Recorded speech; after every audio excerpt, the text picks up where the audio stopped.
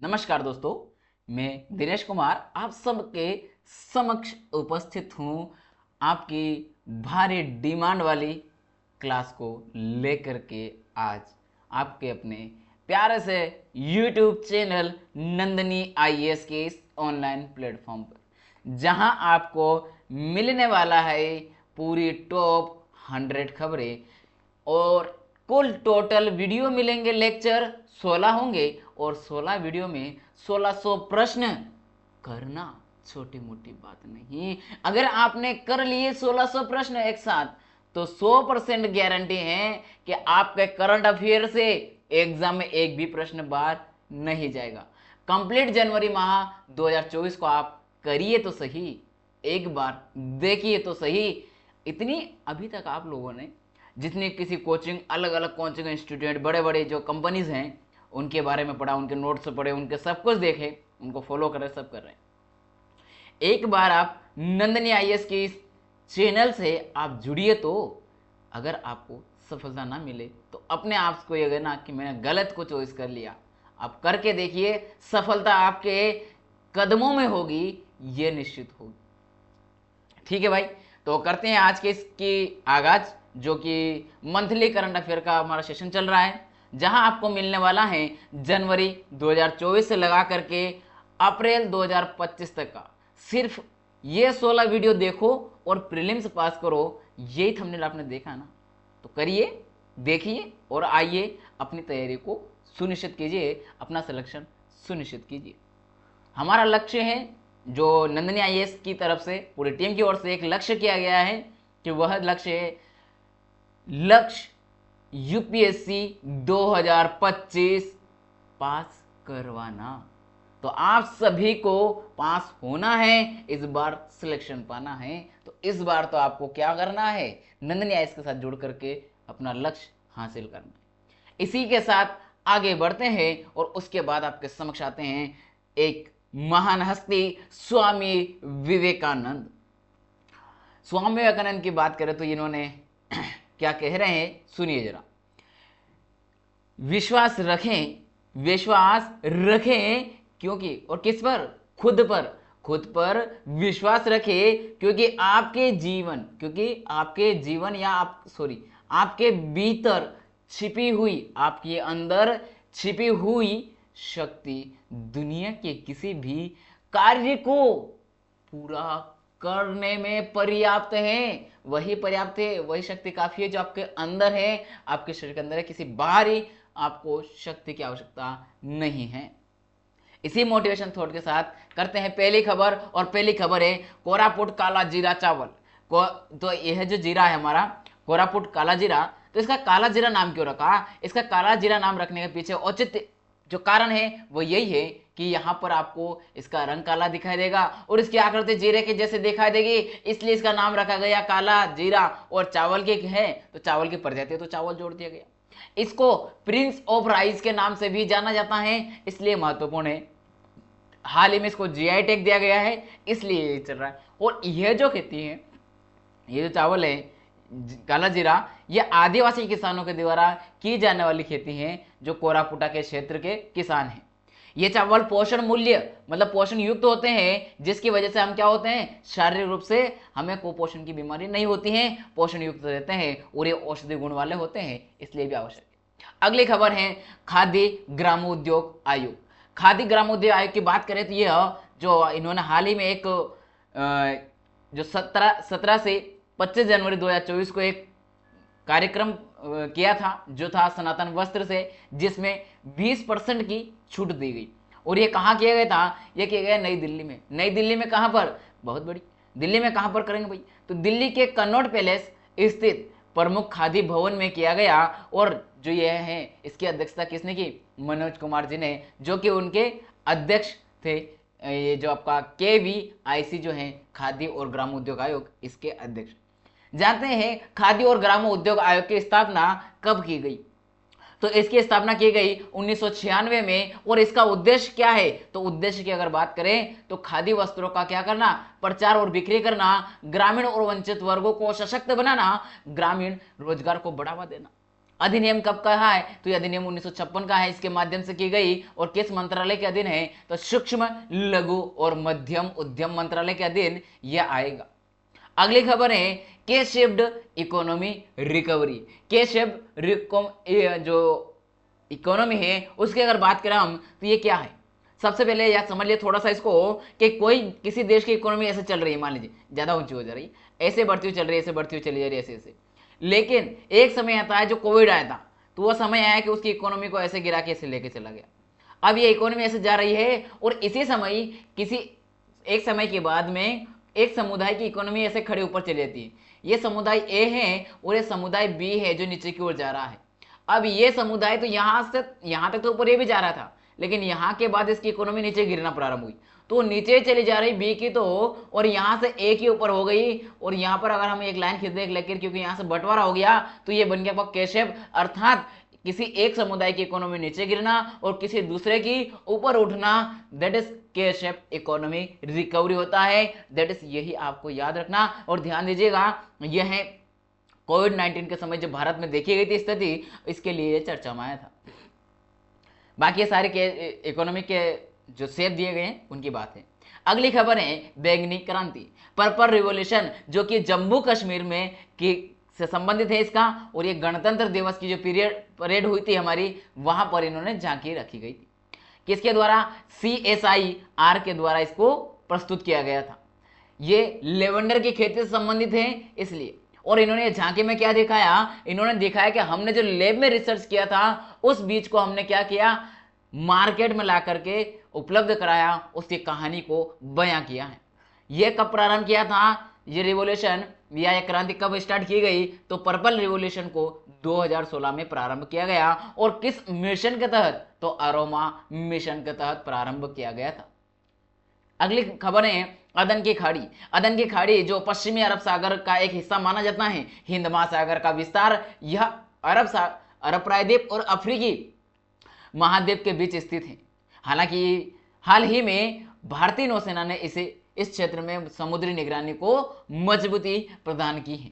किस रूप में मजबूती प्रदान की है? तो यहाँ पर जो है आपको पता होगा कि पूरा विश्व का व्यापार जो है यही से होकर के गुजरता है, क्योंकि यहाँ पर जो आपकी ये है आपकी ये जो आपके नहर है सूरज नहर, उस नहर के माध्यम से क्या किया गया, हिंद महासागर का जो इधर से रेड सी और उधर से भूमध्य सागर को जोड़ा गया, जहां से पूरे विश्व की इकोनॉमी होकर के गुजरती है, क्योंकि यहीं से विश्व का व्यापार गुजरता है। व्यापार गुजर रहे हैं तो कहीं ना कहीं आपकी इकोनॉमी भी गुजरती है।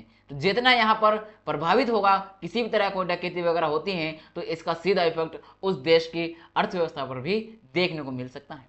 इसलिए चर्चा में रहता है। इसका नाम जो है अदन की खाड़ी, तो इसका नाम जो यमन का एक अदन नामक बंदरगाह है उसके नाम पर रखा गया है। यह महत्वपूर्ण है। साथ में आपको ध्यान देना है कि भौगोलिक स्थिति की अगर बात करें तो यह अदन की खाड़ी बाब अल माडेम जलडमरू के माध्यम से लाल सागर को अरब सागर से जोड़ती है, इसलिए महत्वपूर्ण हो गई। ठीक है। भारत में भी अगर इसकी बात करें तो भारत का जो व्यापार है, लगभग जितना भी समुद्री व्यापार होता है उसका 90% जो व्यापार है इसी क्षेत्र से होकर के गुजरता है। केवल 10% बचा है। तो अगर ये प्रभावित होगा तो हमारी स्थिति ज्यादा ही ये हो जाएगी। इसलिए भी यहाँ पर हमारी सेनाओं का होना आवश्यक है। अगली खबर है प्रवर्तन निदेशालय, ईडी की अगर बात करें तो यह हमारे देश में जो मनी लॉन्ड्रिंग और विदेशी मुद्रा का क्या करती है, अगर अनियमितता हो रही है, किसी कारण से ऐसा संबंध देखने को मिल रहा है, कोई अपराध वगैरह हो रहा है, तो उसकी रोकथाम के लिए कार्य करती है, उसकी जांच पड़ताल करती है, और गलत है तो उसको सजाएं भी दिलवाती है। और इसने समय समय पर ऐसा किया भी सही।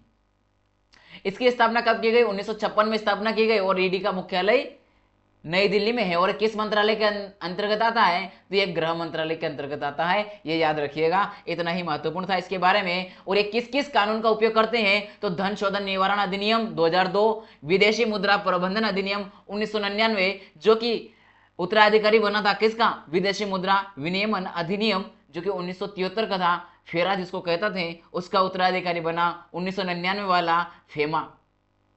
इसका दोनों का उपयोग करते हैं। साथ में भगोड़ा आर्थिक अपराध अधिनियम है, इसका उपयोग कौन करती है? ईडी करती है, ताकि लोगों के ऊपर कार्रवाई कर सके।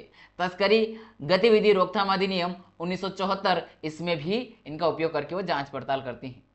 अगला कानून है राजद्रोह। राजद्रोह कानून जो है इसके ऊपर लेकर सुप्रीम कोर्ट में कुछ चर्चा की गई, जिसमें कहा गया कि जो आईपीसी की धारा 124A है वह जो राजद्रोह संबंधित है उसकी संवैधानिकता सही है या नहीं है, संविधान के अनुसार है या नहीं है, इसकी जांच पड़ताल की जाए। इसके लिए याचिका की बात की गई थी, उसमें सुनवाई की गई थी, इसके ऊपर बात हुई। तो इसमें कहा गया कि जो 22वें विधि आयोग ने जो सिफारिश की थी, जो बात की थी, उनको अपनाना चाहिए, उनके अनुसार काम करना चाहिए। तो अगर ये चर्चा में है तो हमें पता होना चाहिए कि राजद्रोह हमारे भारत में आया कैसे, इसकी अवधारणा कैसे आई। तो इसकी अवधारणा आती है 1857 की क्रांति के बाद। 1857 की क्रांति जो हुई थी वह ब्रिटिश ईस्ट इंडिया कंपनी के खिलाफ हुई थी। तो उसको देखते हुए ब्रिटिश ईस्ट इंडिया कंपनी ने क्या किया कि 1870 में राजद्रोह नामक एक प्रावधान बनाया, और अगर कोई भी सरकार के खिलाफ मतलब कुछ भी ऐसा बोला तो उसको राजद्रोह नाम दे दिया गया और उसके ऊपर कार्यवाही करना प्रारंभ कर दिया। तो वह आज भी बनी हुई है। तो यह सही नहीं है, ऐसा बहुत सारे आलोचकों का कहना है। यह कानून क्यों आवश्यक है राजद्रोह? यह इसलिए भी आवश्यक है कि हमारे देश में आंतरिक सुरक्षा बनाए रखने के लिए बहुत महत्वपूर्ण है, जिसमें उग्रवाद और आतंकवाद से निपटने के लिए जो हमारा अनुच्छेद 19(2) है उसमें अभिव्यक्ति की स्वतंत्रता का उल्लेख किया गया है, जिस पर उचित प्रतिबंध के तहत इसका उपयोग किया जा सकता है प्रतिबंध लगाने के लिए, और विशेष कानूनों के रूप में भी ये बहुत ही महत्वपूर्ण उपयोगी सिद्ध होता है। और इसी को लेकर के बहुत सारे लोग कहते हैं कि इसमें फंडामेंटल राइट का उल्लंघन है, इसका दुरुपयोग किया जाता है, ऐसी आलोचना इसकी की जाती है। और समय समय पर सुप्रीम कोर्ट ने भी इसके ऊपर अपने मत दिए हैं, जिसमें दो तीन तरह के मत दिए हैं, कभी संवैधानिक कहा है तो कभी किसी तरह के उसको नहीं माना है। इस तरीके से पीएम यशस्वी योजना यह जो है स्कूल के विद्यार्थियों के लिए है, विशेषकर कौन से जो प्री मैट्रिक छात्रवृत्ति के लिए और पोस्ट मैट्रिक छात्रवृत्ति के रूप में। तो यहाँ पर जो है छात्र होंगे ये कहाँ से होंगे, तो केंद्र और राज्य दोनों ही जगह के छात्र इसमें शामिल होंगे, जिसमें प्री मैट्रिक छात्रवृत्ति जो मैट्रिक छात्रवृत्ति है वह कितनी मिलेगी, प्री मैट्रिक वाले छात्र को वहां मिलेगी छात्रवृत्ति 32.44 करोड़, और जो पोस्ट मैट्रिक वाले छात्र हैं उनको मिलेगी 387.27 करोड़ रुपए। यहां पर जो शामिल होंगे ये कौन कौन लोग शामिल हो सकते हैं इसमें, इसकी एग्जाम जो होगी उस एग्जाम में, तो इसमें ओबीसी, ईबीसी और डीएनटी वर्ग के जो छात्र हैं वह प्री और पोस्ट मैट्रिक शिक्षा के लिए वित्तीय सहायता प्राप्त कर सकते हैं, वे इसके लिए आवेदन कर सकते हैं। इसके लिए जो टेस्ट का आयोजन किया जाएगा, इसकी जो परीक्षा आयोजित की जाएगी वह कौन करवाएगी, तो वह करवाएगी एनटीए, नेशनल टेस्ट एजेंसी के द्वारा इसका टेस्ट करवाया जाएगा। साथ में यह किस मंत्रालय के अधीन रहेगा, तो सामाजिक न्याय और अधिकारिता मंत्रालय के अधीन है। यहाँ पर जो कक्षा 9 के जो छात्र हैं उनको 75,000 मिलेंगे, तो वहीं हम देखते हैं कक्षा 11वीं के छात्र के बारे में, तो वहां मिलेंगे 1,25,000 उनको मिलेंगे स्कॉलरशिप। अगली है खेलो इंडिया यूथ गेम्स। जो खेलो इंडिया यूथ गेम्स 2023 है वह दक्षिण भारत में आयोजित किया गया, और यह दक्षिण भारत के तमिलनाडु राज्य के 4 जगहों पर किया गया, 4 स्थानों पर किया गया। वे 4 स्थान है चेन्नई, मदुरै, त्रिची और कोयम्बटूर। यहाँ पर भारत के जितने भी राज्य और केंद्र शासित प्रदेश हैं उन सभी राज्य केंद्र शासित प्रदेशों के जो एथलीट हैं वे सभी इसमें शामिल हुए। इसका अगर देखा जाए तो शुभंकर क्या है, तो इसका शुभंकर है वीरा मंगई। वहीं अगर हम लोगों की बात करें तो संत तिरुवल्लुवर इसका क्या था, लोगो था। अगली खबर है आयुष दीक्षा। 20 जनवरी 2024 को आयुष दीक्षा के निर्माण का शिलान्यास समारोह भुवनेश्वर में आयोजित किया गया। यह केंद्रीय आयुर्वेद अनुसंधान द्वारा स्थापित मानव संसाधन विकास केंद्र है, और यह जो है किस मंत्रालय के अधीन किया गया, तो यह किया गया आपका आयुष मंत्रालय के अधीन। इसका उद्देश्य है कि जो हमारा आयुष और विशेष रूप से आयुर्वेद में मानव संसाधनों का विकास करना, राष्ट्रीय स्तर पर शिक्षण और प्रशिक्षण कार्यक्रम चलाना, जिसमें अनुसंधान को बढ़ावा मिलेगा और अनुसंधान होगा, विकास होगा, उच्च गुणवत्ता वाले मानक बनाए जाएंगे। तो इससे क्या हो जाएगा, एक तो राजस्व का सृजन तो होगा, साथ ही साथ जो आयुर्वेद है उसके क्षेत्र में हम अच्छे से काम कर सकेंगे और आज की आधुनिक मांग के अनुसार इनकी जो डिमांड है उसके अनुसार ढल सके। अगली खबर है आरोग्य मैत्री आपदा प्रबंधन क्यूब, जो भीष्म है उसकी बात कर रहे हैं। प्रोजेक्ट भीष्म की अगर बात करें तो यह जो है अयोध्या में 2 आरोग्य मैत्री आपदा प्रबंधन क्यूब लगाए गए हैं, जो कि क्या है, ये दुनिया के पहले पोर्टेबल अस्पतालों के रूप में साबित हुए। क्या है, पोर्टेबल अस्पताल हैं दुनिया के पहले। क्यों लगाए गए थे इनको, तो ये लगाए गए थे भगवान राम जो प्राण प्रतिष्ठा समारोह का आयोजन किया गया था, उस दौरान जो वहाँ लाखों में बहुत सारी जनसंख्या आई थी, बहुत सारे लोग वहाँ गए हुए थे, तो ऐसा ना हो जो भी आएंगे भीड़ तो उनका कभी किसी को तबीयत खराब हो सकती है, कुछ भी हो सकता है, तो उनके लिए तत्काल सुविधा उपलब्ध करवा सकें, इसके लिए इसको किया गया था। अगली खबर है प्रधानमंत्री सर्वोदय योजना। प्रधानमंत्री सर्वोदय योजना का, सूर्योदय योजना का सीधा सीधा इसको सर्वोदय भी कहा जाता है, ध्यान दीजिएगा, सूर्योदय को। तो सूर्योदय योजना जो है, यह इस योजना के माध्यम से इसको क्यों लाना पड़ा, तो इसका सीधा सीधा मकसद है कि जो हमने लक्ष्य 2022 का निर्धारित किया था वह था 40 गीगावाट रूफटॉप सोलर क्षमता लक्ष्य प्राप्त करना, हमने लक्ष्य रखा था, लेकिन हम लोग इस लक्ष्य को प्राप्त नहीं कर पाए। तो सरकार ने निर्धारित किया कि क्या किया जाए कि जिसकी वजह से ये जो लक्ष्य हमने देखा इसको अचीव कर सके। 2022 तो निकल गया, लेकिन नया लक्ष्य निर्धारित करें और तब तक हम हासिल कर सकें। तो अगला लक्ष्य बनाया गया 2026 और इसका लक्ष्य निर्धारित किया गया कि 40 गीगावाट सौर क्षमता का विस्तार किया जाए और यहां तक हमें अचीव करना ही है, ताकि जिससे सस्ती सौर ऊर्जा स्वतंत्रता और पर्यावरणीय स्थिरता मिल सके, ताकि जितने भी लोग हैं उन सभी को ऊर्जा की उपलब्धता हम समय पर करवा सके, उनका अधिकार उनको मिल सके। इसकी वजह से क्या होगा, एक तो बिजली बिल कम हो जाएगा आपको, और साथ में 2030 तक जो हम 500 गीगावाट नवीकरणीय ऊर्जा का लक्ष्य प्राप्त करना चाहते हैं वह भी हमें मिलेगा, और साथ में हम ऊर्जा में आत्मनिर्भर भी होंगे और पर्यावरण के अनुकूल भी ऊर्जा हमें मिल पाएगी। अगली खबर है हिट एंड रन के खिलाफ कानून। हिट एंड रन के खिलाफ जो कानून है वो भारतीय न्याय संहिता बीएनएस की जो नई धारा है उसके लिए किए गए। इसमें बीएनएस की जो धारा है 304 में कहा गया है कि लापरवाही से अगर मृत्यु होती है तो उसके लिए प्रावधान किया गया है, और उसमें कठोर सजा का प्रावधान है। इसमें प्रावधान यह है कि आपको या तो 10 साल की सजा या 7 लाख का जुर्माना दोनों ही हो सकता है। ये लेकर के विरोध हुआ, इस प्रावधान को लेकर के जो ट्रक ड्राइवर है उन लोगों ने विरोध किया, जिसके कारण सरकार मानी और सरकार ने कहा कि बीच का हम क्या निकालेंगे, रास्ता निकालेंगे, इन प्रावधानों को अभी लागू नहीं किया जाएगा, ठीक है। और सरकार इनको अभी लागू नहीं किए, इनका जो मध्य मार्ग निकालने पर लगी हुई है। साइबर किडनैपिंग की अगर बात करें तो यहाँ भौतिक रूप से व्यक्ति को किडनैप नहीं किया जाता है, बल्कि डिजिटली रूप से क्या किया जाता है, किडनैप किया जाता है, और उनके घर वालों को फोन लगा करके क्या किया जाता है, उनसे फिरौती मांग ली जाती है और उनसे पैसे लूटे जाते हैं। दैट इज, यही होता है आपका किडनैपिंग, साइबर किडनैपिंग। हकीकत में तो नहीं, साइबर रूप से किया जाता है। भारत में भी ये स्थिति बहुत उभरी हुई है, तो आप देख सकते हैं इनके बारे में बहुत सारी घटनाएं हैं, समय समय पर आपने सुना भी होगा। अगली खबर है विदेशी अंशदान विनियमन अधिनियम FCRA। इसके माध्यम, इसका जो है किस मंत्रालय के अधीन होता है, तो गृह मंत्रालय के अधीन रहता है। और इसके माध्यम से क्या करता है गृह मंत्रालय, जो भी बाहर से जो भी लेन देन हो रही है, बाहर से कुछ भी सहायता मिल रही है किसी व्यक्ति या संगठन एनजीओ को, तो उनमें जो भी पैसे आ रहे हैं उसकी जांच पड़ताल करता है, देखता है कि जो पैसे मिल रहे हैं, जो फंडिंग हो रही है, ये सही है या नहीं। अगर कहीं भी ऐसे उनको अनहोनी दिखाई देती है कि इसकी वजह से हमारे देश के अंदर जो आंतरिक सुरक्षा है उसको चुनौती हो सकती है, आंतरिक अशांति उत्पन्न हो सकती है, तो उस एनजीओ या जिस व्यक्ति को पैसे मिले हैं उसको रोक दिया जाता है, उसको फंडिंग नहीं दी जाती। इसमें ये जो अधिनियम है ये 1976 में लाया गया था, आपातकाल के दौरान लाया गया था यह अधिनियम, यह ध्यान रखिएगा। और समय समय पर इसमें क्या किया, संशोधन भी किया गया है। इसमें 2 तरह की श्रेणियां होती हैं, 2 तरह की पात्र श्रेणियां होती हैं। हाँ सही है, बिल्कुल। इसमें जो पात्रता जो है आपकी, वो ये है आपका, जो आवेदकों को काल्पनिक नहीं होना चाहिए, धर्मांतरण की गतिविधि में शामिल नहीं होना चाहिए, सांप्रदायिक तनाव वाला नहीं होना चाहिए, ऐसी बात, और राजद्रोह के प्रचार में शामिल नहीं होना चाहिए, वही लोग इसके पात्र होंगे। जो एनजीओ होते हैं उसकी बात हो रही है इसमें, कुल मिलाकर जो विदेशी जो लाभ पाएंगे वो। अगला कानून है डाकघर अधिनियम 2023। डाकघर अधिनियम 2023 की बात करें तो ये जो उत्तराधिकारी बना वो किसका बना, तो ये बना आपका 1898 का जो कानून था उसका उत्तराधिकारी बनकर के आया है। हाँ, तो ये जो हमारा 24 दिसंबर 2023 को ये पारित हो गया और ये बन चुका है कानून, जिसमें कहा गया है, जिसके उद्देश्य निर्धारित किए गए हैं कि डाक विभाग की क्षमता, जो कार्य क्षमता है वह आधुनिक बनाना आवश्यक है, क्योंकि 1898 कितना पुराना हो गया, आज हम कहाँ पहुंच गए, टेक्नोलॉजी में रोबोट का जमाना है, एआई का जमाना है, और हम अभी तक बात कर रहे हैं 1898, ये नहीं चलेगा। तो नया कानून लाया गया 2023 में, डाक विभाग को आधुनिक बनाने का प्रयास किया गया। इसकी भूमिका को दिखाया गया कि डाक विभाग की अपनी अलग भूमिका है।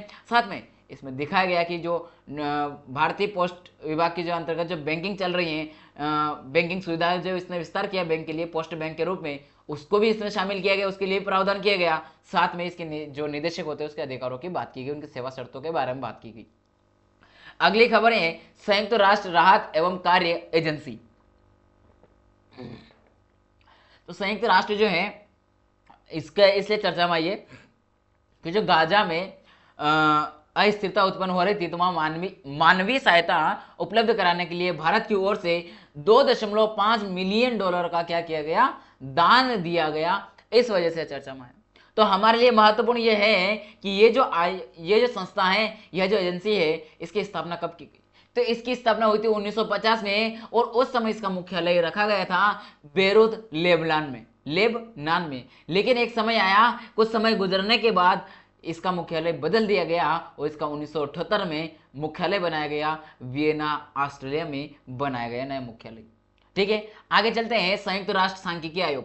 संयुक्त राष्ट्र सांख्यिकी आयोग जो है यह पूरे विश्व के जितने भी सांख्यिकीविद हैं उन सभी को एक साथ लाने का प्रयास करता है, और इसके माध्यम से यह निर्धारित किया जाता है कि पूरे विश्व का जो सांख्यिकी डेटा, मतलब कुल मिलाकर डेटा का मूल्यांकन करने वाले लोग होते हैं, तो वे वैश्विक स्तर पर भी देख करके अपने देश का डेटा का क्या कर सके, तुलनात्मक रूप से कंपैरिजन करके अध्ययन कर सके, तुलनात्मक रूप से अध्ययन कर सके। तो ये इसलिए महत्वपूर्ण है। अब यहां ये चर्चा में क्या आया, तो यहां इसलिए चर्चा में आया कि भारत 2 दशकों के बाद क्या हुआ, चुनाव जीत करके अपने अगले 4 साल के कार्यकाल के लिए इसका सदस्य बना है। यह महत्वपूर्ण है। तो 2 दशक मतलब कि इससे पहले कब बना होगा, 2 दशक की बात किया तो 2004 में इसका सदस्य बना था, उसके बाद जाकर के अब बना। इसकी स्थापना कब की गई, तो इसकी स्थापना 1946 में की गई थी, और इसका मुख्यालय कहां पर है, न्यूयॉर्क में है। और बाकी सारी बातें मैंने आपको समझा दी हैं, याद रखिएगा। ग्लोबल गुड के लिए गठबंधन, लैंगिक समानता और समानता। यहां पर बात की जाए जो 54वीं वार्षिक विश्व आर्थिक मंच की जो बैठक हुई थी, और यह हुई थी कहां पर, दावोस में इसकी मीटिंग को होस्ट किया गया था। दावोस में यह मीटिंग जो की गई, उस समय भारत की ओर से एक जो शामिल हुए, वहां पर शामिल होने गए थे मीटिंग में, वो थे तत्कालीन केंद्रीय मंत्री स्मृति ईरानी और हरदीप पुरी। ये वहां पर गए हुए थे, ये उपस्थित थे, कार्यक्रम में शामिल हुए। और इस कार्यक्रम में इन्होंने कहा भारत की तरफ से कि हम महिला सशक्तिकरण और लैंगिक समानता को बढ़ावा देने के लिए एक ग्लोबल गुड के लिए गठबंधन, लैंगिक समानता और समानता की स्थापना करना है, उनकी स्थापना की है हमने। इसके ऊपर हमने बातचीत की। तो भारत में इसकी कौन देखरेख करता है, तो भारत में महिला एवं बाल विकास मंत्रालय देखता है। यह महत्वपूर्ण हो गई। आगे खबर की ओर चलते हैं। अगली है लघु वित्त बैंक। यह जो है यह अभियान शुरू किया, इस अभियान की शुरुआत की गई है, लघु वित्त बैंक अभियान की शुरुआत की गई है, याद रखिएगा। जिसके माध्यम से क्यों किया गया भैया, तो यह इसलिए किया गया है कि जो सभी हितधारक हैं उनको पता चले कि जो SFB है उसका बिजनेस मॉडल कैसा है, क्योंकि वो सफल रहा है तो वो कैसे कर रहा है उसके बारे में अवगत कराने के लिए इसको प्रारंभ किया गया। यह जो है कंपनी, ये सार्वजनिक लिमिटेड कंपनी है, जिसके माध्यम से आप न्यूनतम भुगतान पूंजी 100 करोड़ तक की रहेगी इसकी। और ये जो है जोखिम वाली जो परिसंपत्तियां खरीदेगी उसके ऊपर इन्वेस्ट करेगी, तो कितना होगी, 15% कर सकती है। और जो विदेशी वाली हैं उसमें 74% तक ये निवेश कर सकती हैं। ठीक है, और पोर्टफोलियो में देखिए, विदेशी पोर्टफोलियो के रूप में तो वहां मिलेगी आपको केवल और केवल 24% से अधिक नहीं होना चाहिए इनका पोर्टफोलियो। अगली खबर है हमारे भारतीय प्रतिभूति एवं विनियमन बोर्ड, जिसका जैसे हम जानते हैं सेबी के नाम से। यह जो है जो भी बैंक का बकाया है उस बकाया को अगर रिकवर नहीं कर पा रहे हैं तो वहां पर फिर आती है सेबी की एंट्री होती है, और सेबी उसका जो भी कार्य रहता है वो करती है। क्या करती है, उस प्रावधान के माध्यम से वह करती है कि उसकी संपत्ति वगैरह है उसको क्या करती है, कुर्क करती है, नीलाम करने का प्रयास करती है, ताकि जो बैंक ने पैसा दिया है उसकी भरपाई हो सके। यह कार्य इसका मुख्यतः होता है। तो सेबी की स्थापना कब की गई, 1992 में की गई थी। 1992 में, क्योंकि हमारा देश की स्थिति इस समय क्या हो गई थी, बहुत ही कमजोर हो गई थी आर्थिक स्थिति, और उस समय जो लोन वगैरह है बहुत ज्यादा ऐसे चल रहे थे, पेंडिंग, कोई देना नहीं चाह रहा था, तो उनको देखते हुए इसकी स्थापना की गई। और हमने यहाँ पर वैश्वीकरण भी अपनाया था। तो ये सारी बातें आप सभी जानते हैं, इसके बारे में आपने पढ़े होगा। वैश्वीकरण जब भी पढ़ोगे आप, वहां पढ़ने को मिलेगा। मुख्यालय कहाँ इसका? मुंबई में है। और किस मंत्रालय के अधीन है? तो वित्त मंत्रालय के अधीन आता है। ये याद रखिएगा, महत्वपूर्ण होता है। और इसका जो अध्यक्ष होता है इसकी नियुक्ति कौन करता है? तो केंद्र सरकार के द्वारा इसकी नियुक्ति की जाती है। अगला है आपका एनएसओ, राष्ट्रीय सांख्यिकी कार्यालय। राष्ट्रीय सांख्यिकी कार्यालय की स्थापना कब की गई? तो यह की गई थी 2019 में। कब की गई थी? 2019 में स्थापना की गई। और किस मंत्रालय के अधीन है? सांख्यिकी और कार्यक्रम कार्यान्वयन मंत्रालय के अधीन है। इसकी स्थापना से पहले क्या हमारे भारत में एनएसओ नहीं था? जी नहीं जनाब, एनएसओ था, लेकिन क्यों फिर इसका 2019 में स्थापना हुई? एनएसओ नहीं होकर के वो था एनएसएसओ था, उसको किस में मिला दिया? केंद्रीय सांख्यिकी कार्यालय के साथ जोड़ दिया गया, मर्ज कर दिया गया, और फिर कार्यालय बना जिसका नाम है राष्ट्रीय सांख्यिकी कार्यालय, एनएसओ बना दिया गया। ये इसका नाम ये कर दिया गया।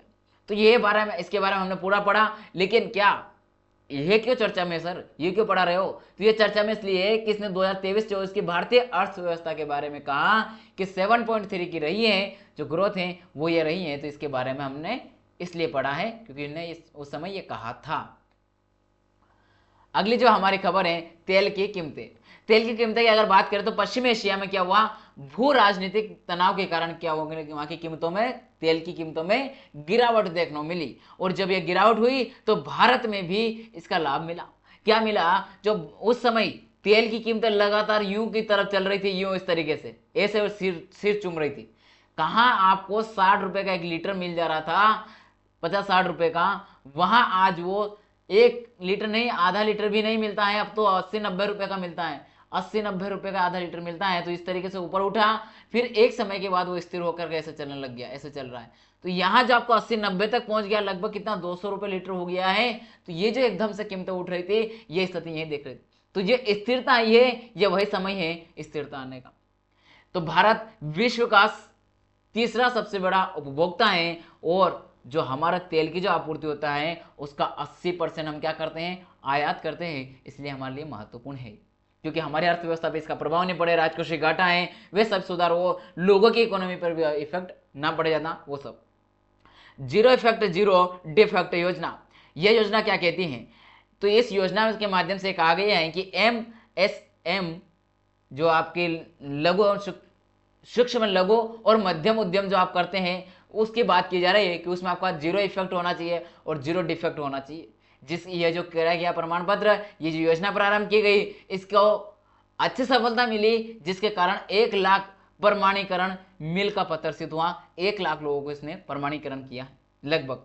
और इसकी जो संचित वित्तीय सहायता है, ये याद रखिएगा, संचित वित्तीय सहायता कितनी है? वह 134.57 करोड़। और इसका जो लॉन्चिंग साल है वह 2016 है। और कौन सा मंत्रालय के अधीन आता है? तो वो मंत्रालय है सूक्ष्म लघु और मध्यम उद्यम मंत्रालय के अधीन आता है। यह महत्वपूर्ण थी जहां हमने इसको जाना। विदेशी मुद्रा प्रबंधन अधिनियम, फेमा की अगर बात करें तो ये क्या करता है? ये जो इसका गठन कब किया गया? तो इसके गठन आपका इस अधिनियम को कब पारित किया गया? तो 1999 में अधिनियम आया। किसकी जगह लिया? 1973 की जगह लिया, फेरा की जगह लिया। ये क्या करता है? तो ये भारतीय रिजर्व, सुनिए जरा, भारतीय रिजर्व बैंक ने विदेशी मुद्रा प्रबंधन अधिनियम जो 1999 के तहत प्राधिकृत व्यक्तियों के लिए लाइसेंसिंग फ्रेमवर्क का मसौदा जारी किया है। यह नया फ्रेमवर्क जारी किया मसौदा, इसलिए महत्वपूर्ण है। तो आरबीआई के अनुसार मसौदा जो तैयार किया गया उसमें कहा गया कि जो मुद्रा प्रवर्तकों को लिए प्राधिकरण ढांचे को तर्क संगत बनाना हुआ था। और विदेशों जब पैसा आते हैं उसके बारे में यहाँ पर बात की जा रही थी, उनको सही से किया जाए, उनका वैकल्पिक मॉडल उनके पास होना चाहिए। इसके माध्यम से 2 तरह के खाते होते हैं हमारे इसमें। किस तरह के? कि चालू खाता कौन सा होना चाहिए? इसमें किसी निवासी के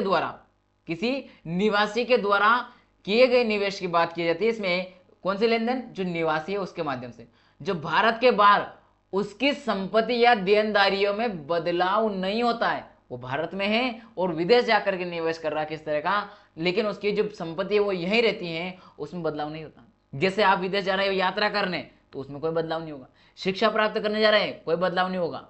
लेकिन वहीं अगर आप कोई कंपनी खोलते हैं तो पूंजीगत हो जाएगा। क्या हो जाएगा? पूंजीगत हो जाएगा, क्योंकि आपकी देनदारियां बदल जाती हैं। आगे बढ़ते हैं हम और आगे की ओर चढ़ते हैं थोड़ा। अगली लांजिया सोरा पेंटिंग।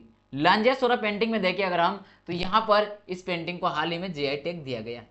यह जो लांजिया सोरा पेंटिंग है, यह हमारे जनजातीय कला के रूप में इसको जाना जाता है, जहां आपके सामने आपको ये बनाते हुए दिखाई दे रहे हैं। यहाँ पर ये लांजिया सोरा समुदाय के द्वारा की जाने वाली पेंटिंग है, इसलिए इस पेंटिंग को लांजिया सोरा पेंटिंग कहा जाता है। और इसके अद्भुत होने के कारण इसमें अलग ही आपको बनावट दिख रही है, एक अद्भुत कला होने के कारण इसको जीआई टैग दिया गया है। तो ये याद रखिएगा, यह भारत में अलग ही तरीके का है। और कौन कौन, रायगढ़ जिले के निवासी और शहरी जनजातियों के द्वारा भी इसको किया जाता है। और इसका एक नाम और है, वह नाम क्या है, एडिटल के रूप में भी इसको जाना जाता है, एडिटल। ठीक है, यह महत्वपूर्ण थी इसकी विशेषताओं में। आगे बात करें हम नयागढ़ कांतीमुड़ी बैंगन। तो इसको भी क्या किया गया, हाल ही में जीआई टैग दिया गया। नयागढ़ का है और कांतीमुड़ी बैंगन है। ये जो बैंगन है, इसकी विशेषता यह है कि ये कांटेदार होता है। क्या होता है, कांटेदार होता है। और इस पौधे का आकार कांटेदार होने के कारण बहुत ज्यादा ये होता है, काफी सारे तने होते हैं इसमें, तने भी एक नहीं बहुत सारे तने होते हैं, ये भी याद रखिएगा। और यह कांटेदार होता है, जो अन्य जो किस्म की बैंगन होती है उनसे अलग बनाता है, और इसी कारण से इसको जीआई टैग दिया गया है।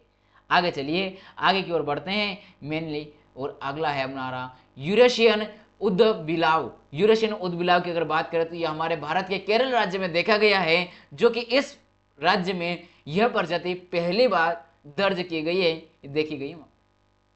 अब याद रखिए, ये यूरेशिया है, तो इसका वैज्ञानिक नाम हमसे पूछा जा सकता है, यूरेशियन उदबिलाव। इसका नाम क्या है, आप उछल कूद कर रहे हो तो क्या कर रहे हो, लूट रहे हो, किसी को लूटते हुए जा रहे हो और क्या कर रहे हो, उछल कूद कर रहे हो।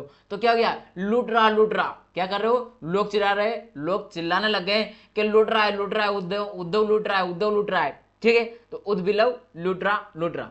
यह जो है हमारे जो यूरोप में, उत्तरी अफ्रीका में, एशिया के विभिन्न हिस्सों में पाया जाता है। भारत में भी उत्तर पूर्व और दक्षिण के कुछ हिस्सों में पाया जाता है। विशेषकर जल की धाराएं, दलदली हैं, नदियों का जहां जब भी इस तरह की जगह पाई जाएगी, चावल की खेती होगी, वहां सब जगह पाया जाता है। आईयूसीएन की संकटग्रस्त जो सूची है उसमें शामिल किया गया है इसको। अगली है हमारी कॉर्न जाइंट सिल्वर लाइन तितली। तो ये कर्नाटक में सिल्वर लाइन से जुड़ी हुई है नई तितली की प्रजाति खोजी गई है, इसलिए महत्वपूर्ण है। इसका वैज्ञानिक नाम आपसे पूछा जा सकता है यूपीएससी में, क्योंकि यूपीएससी ऐसे प्रश्न अक्सर पूछती रही है, तो आपसे भी ये प्रश्न पूछा जा सकता है। आपको देखने को मिलेगा इस बार की प्रीलिम्स में 25 मई 2025 में यह प्रश्न आप देखिएगा, आपको देखने को मिलेगा। सिगारेटिस कंजक्टिवा जो है इसका वैज्ञानिक नाम है, याद रखिएगा। और यह मध्यम ऊंचाई वाले सदाबहार वन जंगलों में पाई जाती हैं, कर्नाटक राज्य में पाई जाती हैं, और वहां पर भी हनी घाटी में मेनली। और इसको पहली बार कब देखा गया, 2008 में देखा गया, लेकिन 2021 में इस पर विस्तृत शोध किया गया था, याद रखिएगा मेरे दोस्त। सेना स्पेक्टाबिलिसिस, जिसे हम प्यार से कहते हैं गोल्डन वंडर ट्री, इसने क्या किया, गोल्डन वंडर ट्री तो है लेकिन इसे गोल्डन कर दिया सत्यमंगलम टाइगर रिजर्व का, क्योंकि वहां जो डाइवर्सिटी थी, बायोडाइवर्सिटी जिसको कहते हैं, जैव विविधता वहां पर जो विद्यमान थी, उसके लिए इसने खतरा उत्पन्न किया, और वहां जो डाइवर्सिटी थी उसको नष्ट करना प्रारंभ किया, उनके लिए क्या हो गया, नासुर बनना प्रारंभ हो गया। तो इसको क्या किया गया, खत्म किया गया, इसको काटा गया, इसको थोड़ी सफाई की गई, इसकी कम की गई, क्योंकि इसकी प्रजाति ज्यादा हो गई थी। इसके कुछ और नाम जिन्हें हम अन्य नामों से भी जानते हैं, विशेषकर वे नाम जो मुख्य आपकी परीक्षा में पूछे जा सकते हैं, वे हैं कैशिया एक्सेलेसा, कैशिया फास्टिगियाटा, कैशिया मल्टीजुगा, और जिसको मैंने शुरू में कहा आपको गोल्डन वंडन ट्री भी कहा जाता है। ये सारे इसके नाम हैं। यह जो प्रजाति है ये हमारे भारत के मूल निवासी नहीं, बल्कि कहां के मूल निवासी है, ये अमेरिका के उष्ण कटिबंधीय क्षेत्रों के मूल निवासी वाली प्रजाति है, याद रखिएगा। और ये आयुष्य की कौन सी स्थिति में है, ये कम चिंताजनक है, क्योंकि इसके बहुत सारे पेड़ हैं। अगली खबर है राष्ट्रीय हरित हाइड्रोजन मिशन। ये राष्ट्रीय हरित हाइड्रोजन मिशन कहता है कि इसके माध्यम से हम क्या करें, नवीकरणीय ऊर्जा लाएं। जो इस मिशन के माध्यम से सरकार चाहती है कि हम वैश्विक रूप से क्या बने, हाइड्रोजन उत्पादन और निर्यात के रूप में वैश्विक केंद्र के रूप में उभर सके भारत, यह इसका मुख्य उद्देश्य है। भारत एक राष्ट्रीय स्तर पर निर्धारित योगदान को पूरा करने के लिए हरित हाइड्रोजन का ऊर्जा का उपयोग करना, यह इसका मूल मकसद है। और जैसा कि हम चाहते हैं 2070 तक जीरो कार्बन उत्सर्जन, तो कहीं ना कहीं ये योजना भी उसमें महत्वपूर्ण साबित होगी। तो इसके लिए नई गाइडलाइन जारी की गई। यह जो है आपको 75वें स्वतंत्रता दिवस के अवसर पर इस कार्यक्रम का शुभारंभ किया गया था। इसका उद्देश्य है जो आपका घरेलू इलेक्ट्रोलाइजर विनिर्माण और हरित हाइड्रोजन उत्पादन को बढ़ावा देना महत्वपूर्ण यह है। और इसको क्रियान्वयन करने वाली एजेंसी कौन सी है, तो वह है भारतीय सौर ऊर्जा निगम। अगला है आपका इसरो के बाद आ जाती है अब जो कि हमारे भारत की आन बान शान इसरो।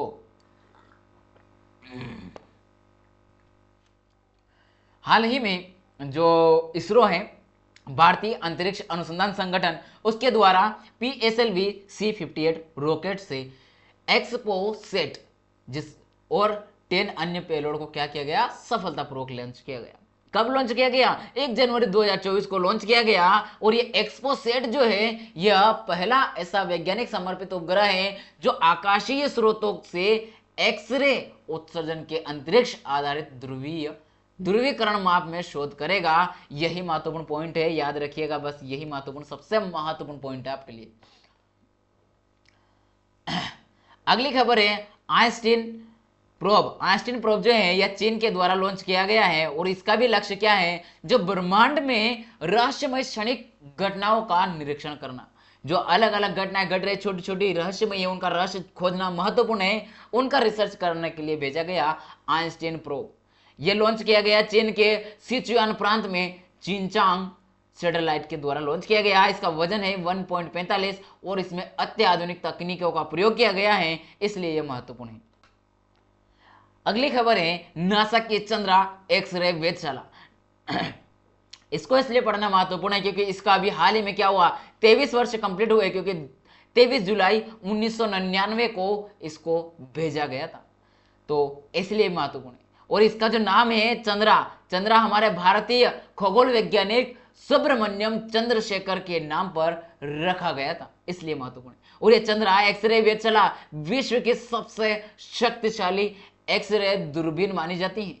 वहीं ये जो वेधशाला है ये नासा की महान वेधशालाओं में से एक है। इसके माध्यम से जो नासा है वह क्या करता है, जो भी वायुमंडल में, जो भी ब्रह्मांड में उत्सर्जित कुछ भी एक्सरे उत्पन्न हो रही है किसी भी वस्तुओं के द्वारा, उनकी जांच पड़ताल करना। विशेषकर इसमें क्वासरे गैस और धूल के विशाल बादल होना और साथ में ब्लैक होल में समाये हुए कण, इनके ऊपर क्या करना, रिसर्च करना, जांच पड़ताल करना। ठीक है भाई, आगे चलते हैं। और अगली खबर है हमारी सॉवरेन एआई। भारत एक ऐसे देश के रूप में उभर रहा है, आप सभी देख रहे हैं एआई का जमाना है, तो भारत को भी बढ़ना ही होगा, जिसने प्रौद्योगिकी का प्रभावी उपयोग करके बड़े पैमाने पर शासन समाधान विकसित किए हैं। हम क्या कर रहे हैं, एआई का प्रयोग करके जो हमारा शासन प्रशासन है उनकी देखरेख कर रहे हैं, उनमें इनका उपयोग कर रहे हैं। उद्देश्य क्या है, इसका उद्देश्य है कि हम क्या कर सकें, किसी एक राष्ट्र का नियंत्रण नहीं हो, बल्कि सभी राष्ट्र इसमें समान रूप से कार्य कर रहे हो, साथ में हमारा राष्ट्रीय हित भी हो, उसमें वो आर्थिक रूप से भी हमें लाभ मिल सके उसका, और बुनियादी ढांचा भी हम आसानी से बना सके। इसका आगे चल के हम उपयोग स्वास्थ्य देखभाल में कर सकते हैं, कृषि में कर सकते हैं, शासन और भाषा अनुवाद में भी कर सकते हैं। अगली है केटामाइन। केटामाइन क्या है आपका, जो मानसिक स्वास्थ्य के उपचार के लिए तैयार की गई, उनके लिए बनी हुई वैक्सीन, एक तरह की क्या है, ये दवाई है।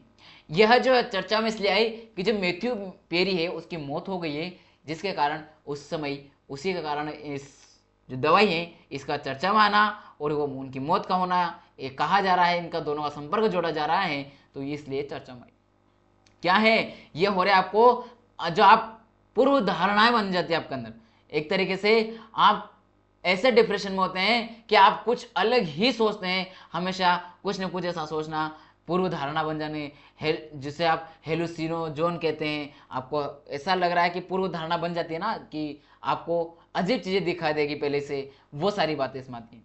एक संवेदनशील हो जाना आपका शरीर, हेलुसिनोजेन एक ऐसी दवा होती है जो अमेरिकी वो उसके द्वारा की गई, जिसमें आपका हेलुजेशन होता है आपको कि आपको पूर्व धारणाएं बन रही है आपके शरीर में। कुल मिला के हिंदी में इसको पूर्व धारणा कहेंगे हम।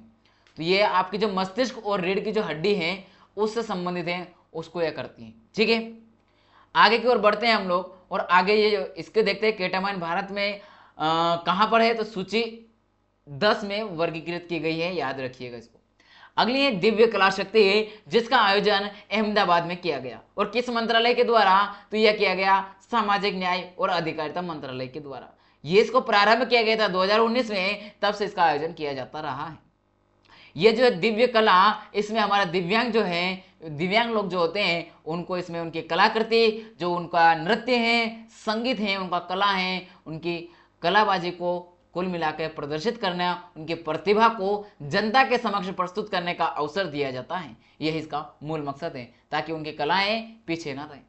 बोबली वीणा, जो बोबली वीणा है यह हमारे आंध्र प्रदेश के विजयनगरम जिले का एक प्रसिद्ध सांस्कृतिक प्रतीक है और यह हमारी आर्ट एंड कल्चर में जुड़ता है। यूपीएससी कैसे ना पूछे, यूपीएससी का कर्तव्य है वो पूछेगा, हमारा कर्तव्य है इसको पढ़ाना, आपका कर्तव्य है इसको पढ़ना, क्योंकि यूपीएससी प्रश्न लाएगी, हमें करना है पास, तो इसको तो पढ़ना ही होगा। यह उच्च गुणवत्ता वाली है और इसको सरस्वती वीणा के नाम से भी जाना जाता है। यह कर्नाटक शास्त्रीय नृत्य जो संगीत है उसमें एक महत्वपूर्ण स्थान रखती है। याद रहे यह 17वीं शताब्दी में बोबली संस्थानम के राजा पेद्दा रायडू के द्वारा बनाई गई थी और इससे भी महत्वपूर्ण है कि इसमें कौन सी सामग्री उपयोग की गई, तो यहां आपको दिखेगा कटहल, सागौन या महोगनी जैसे विश्वसनीय जो लकड़ियां होती हैं उनका प्रयोग किया जाता है। यहां पर हम देखें तो वीणा के रूप में यह जटिल निकाशी की गई है, साथ में गुंजयमान और यंत्र और नेक और तार का इनका सबका प्रयोग किया गया है। याद रखिएगा मेरे भाई, इसमें मेनली आपको जो सामग्री है वो याद रखिएगा, कौन कौन सी लकड़ी का प्रयोग किया जा रहा है, यह महत्वपूर्ण होता है।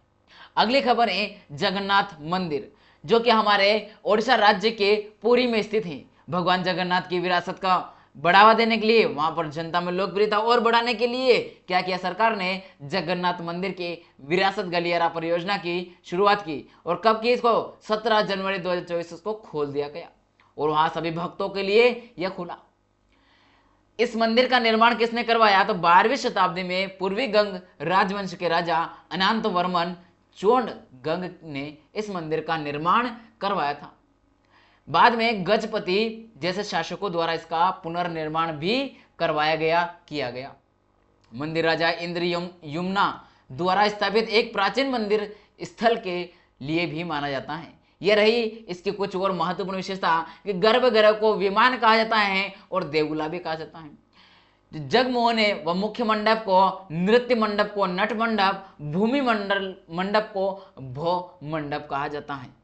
अगली बात है हमारा अमृत उद्यान। अमृत उद्यान जो कि नई दिल्ली में स्थित है राष्ट्रपति भवन के सामने, जिसे हम पहले मुगल गार्डन के नाम से जानते थे, इसका नाम परिवर्तित करके अमृत उद्यान कर दिया गया और यह जनता के लिए खोला गया 2 फरवरी से 31 मार्च तक।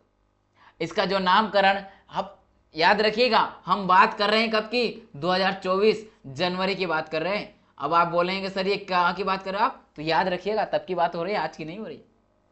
अमृत उद्यान की अगर हम बात करें तो इसके अंतर्गत कौन कौन से शामिल है, तो ये 15 उद्यानों का एक समूह है। इसके अंदर छोटे छोटे कितने उद्यान है, टोटल 15 उद्यान शामिल हैं, याद रखिएगा, यह महत्वपूर्ण है। अगली बात करें अगर, तो ये कब बना था, तो 1911 में। क्यों बनाया गया था, क्योंकि यहाँ पर 1911 में दिल्ली राजधानी बनी थी, तो उस समय इसके लिए भूमि अधिग्रहण की गई थी और उसके बाद इसको बनाया गया था।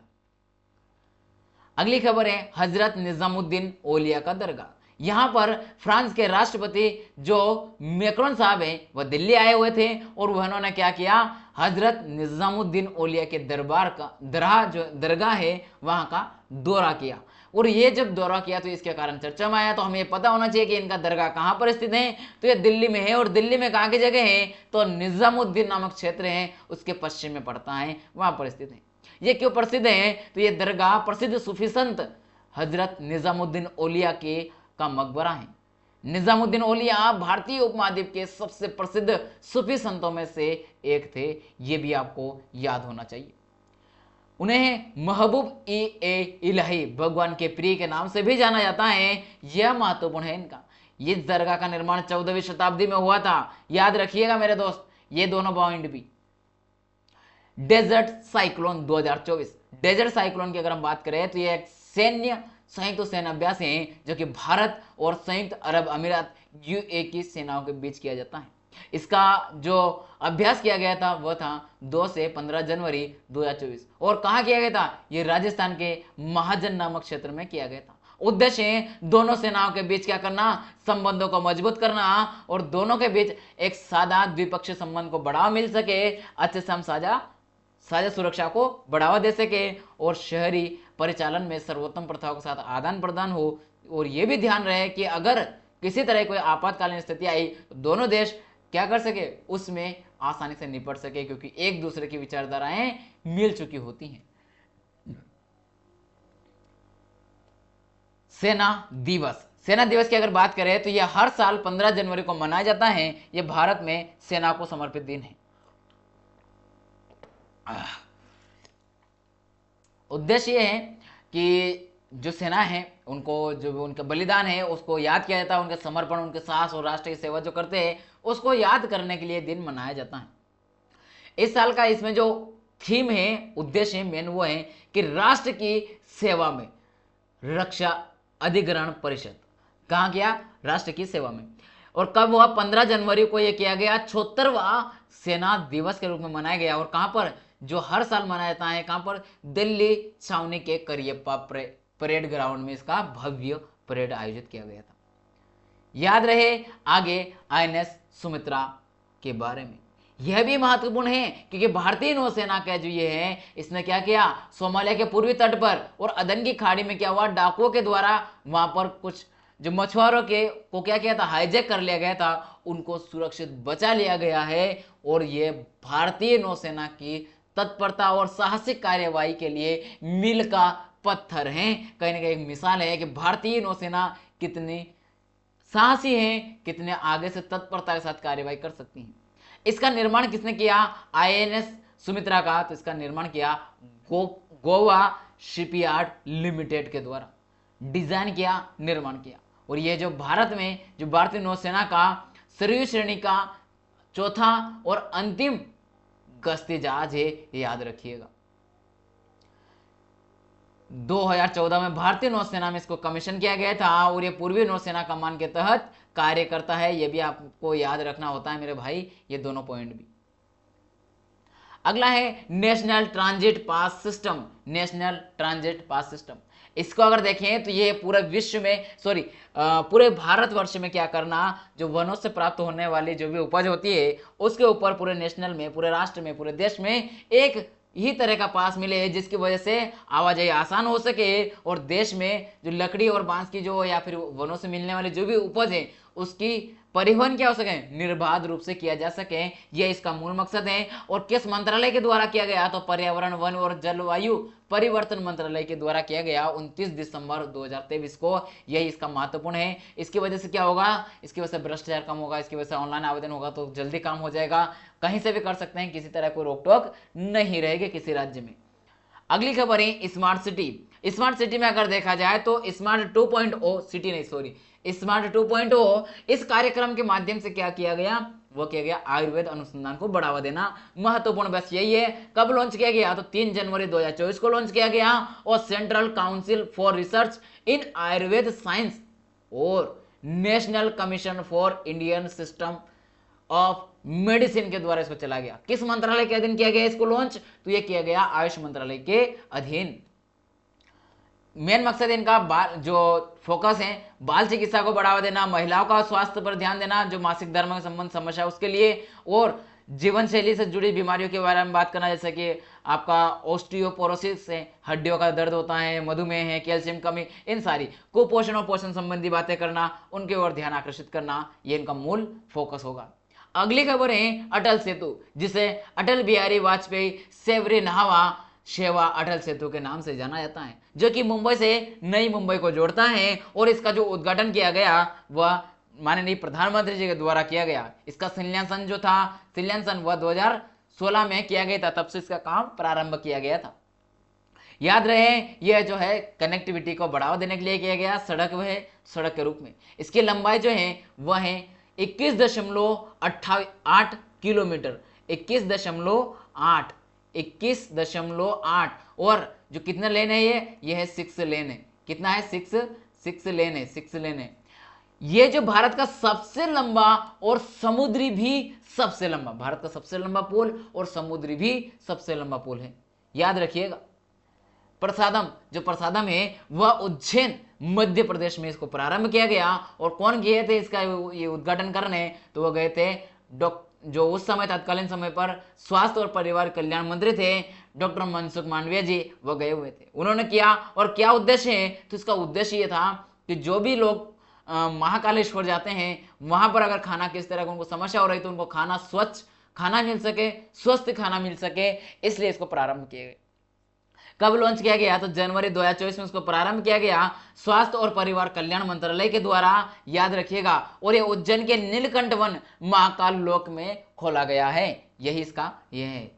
आगे बढ़ते हैं हम आगे की ओर, और अगले हैं हमारी पीएम ई बस सेवा। पीएम ई बस सेवा की बात करते हुए केंद्रीय आवासन और शहरी मामलों के मंत्री हरदीप सिंह पुरी ने पीएम ई बस सेवा के बारे में इसका क्या किया? निविदा जारी की है, उसके बारे में बोल रहे। तो क्यों करेगी इसकी जनना? ये क्यों, क्या आवश्यकता पड़ गई इसकी? तो इसकी आवश्यकता इसलिए पड़ी कि जो हम चाहते हैं 2070 तक क्या कर सके, जीरो कार्बन उत्सर्जन का जो हमने लक्ष्य रखा उसके लिए इन सारी चीजों की आवश्यकता है। तो इसकी शुरुआत इसलिए की गई 2023 में। यह की गई कि जो विशेषकर सिटियों में जो स्मार्ट सिटी बनाना चाहते हैं हम, और कम दूरी की हैं, धीरे चलने वाली बसें हैं, धीमी गति की, वहां के लिए प्रारंभ की गई है ई बसें। जो इलेक्ट्रिसिटी से चलने वाली बस होती है उसको ई बस कहा जाता है, ठीक है। तो इन बसों को वहां पर प्रारंभ किया गया है। अगली खबर पर जाने से पहले एक मोटिवेशन थॉट के साथ आगे बढ़ेंगे। मोटिवेशन थॉट है सचिन तेंदुलकर जी का। वह कहते हैं हम जितना प्रयास करेंगे उतनी ही दूरी तय करेंगे, हम जितना प्रयास करेंगे उतनी ही दूरी तय करेंगे। अगली खबर है आयुष दीक्षा। आयुष दीक्षा की अगर बात करें तो इसका शिलान्यासन 20 जनवरी 2024 को किया गया और ये भुवनेश्वर के भरतपुर में किया गया है। आयुष मंत्रालय के द्वारा किया गया है। आयुर्वेद को बढ़ावा देना इसका मूल मकसद है, याद रखिएगा। ट्रेनिंग मिलेगी उन सभी को जो इसके अंतर्गत आएंगे, जो आयुष क्षेत्र में, जो आयुर्वेद के क्षेत्र में काम करना चाहता है, उनको ट्रेनिंग प्रोवाइड करवाई जाएगी। यही है ताकि हम क्या कर सके, मानव संसाधनों के रूप में सशक्तिकरण उत्पन्न कर सके, अनुसंधान और विकास कर सके, उच्च गुणवत्ता मानक तय कर सके और आत्मनिर्भरता हासिल कर सके। ये हमारे क्या है, मूल है। ठीक है भाई, अगली खबर की ओर चलते हैं और अगली है उच्च शिक्षा पर अखिल भारतीय सर्वेक्षण।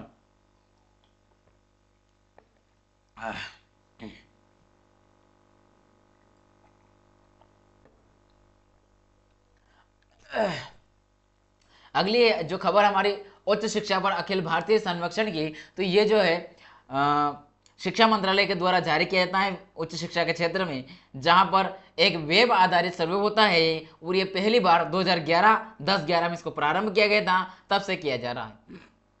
इस समय जो हमारे इस सर्वेक्षण के अनुसार 2021-22 के अनुसार जो पंजीकृत विश्वविद्यालयों की संख्या है वो 1168 है, और वहीं हम कॉलेजों की संख्या देखें तो 45,473, और वहीं स्टैंड अलोन जो संस्थान होते हैं उनकी बात करें तो वो 12,002 हैं। ये सारी बातें आपको बस मेन याद रखना है। किस मंत्रालय के अधीन है, तो शिक्षा मंत्रालय, जिससे पहले मानव संसाधन कहा जाता है,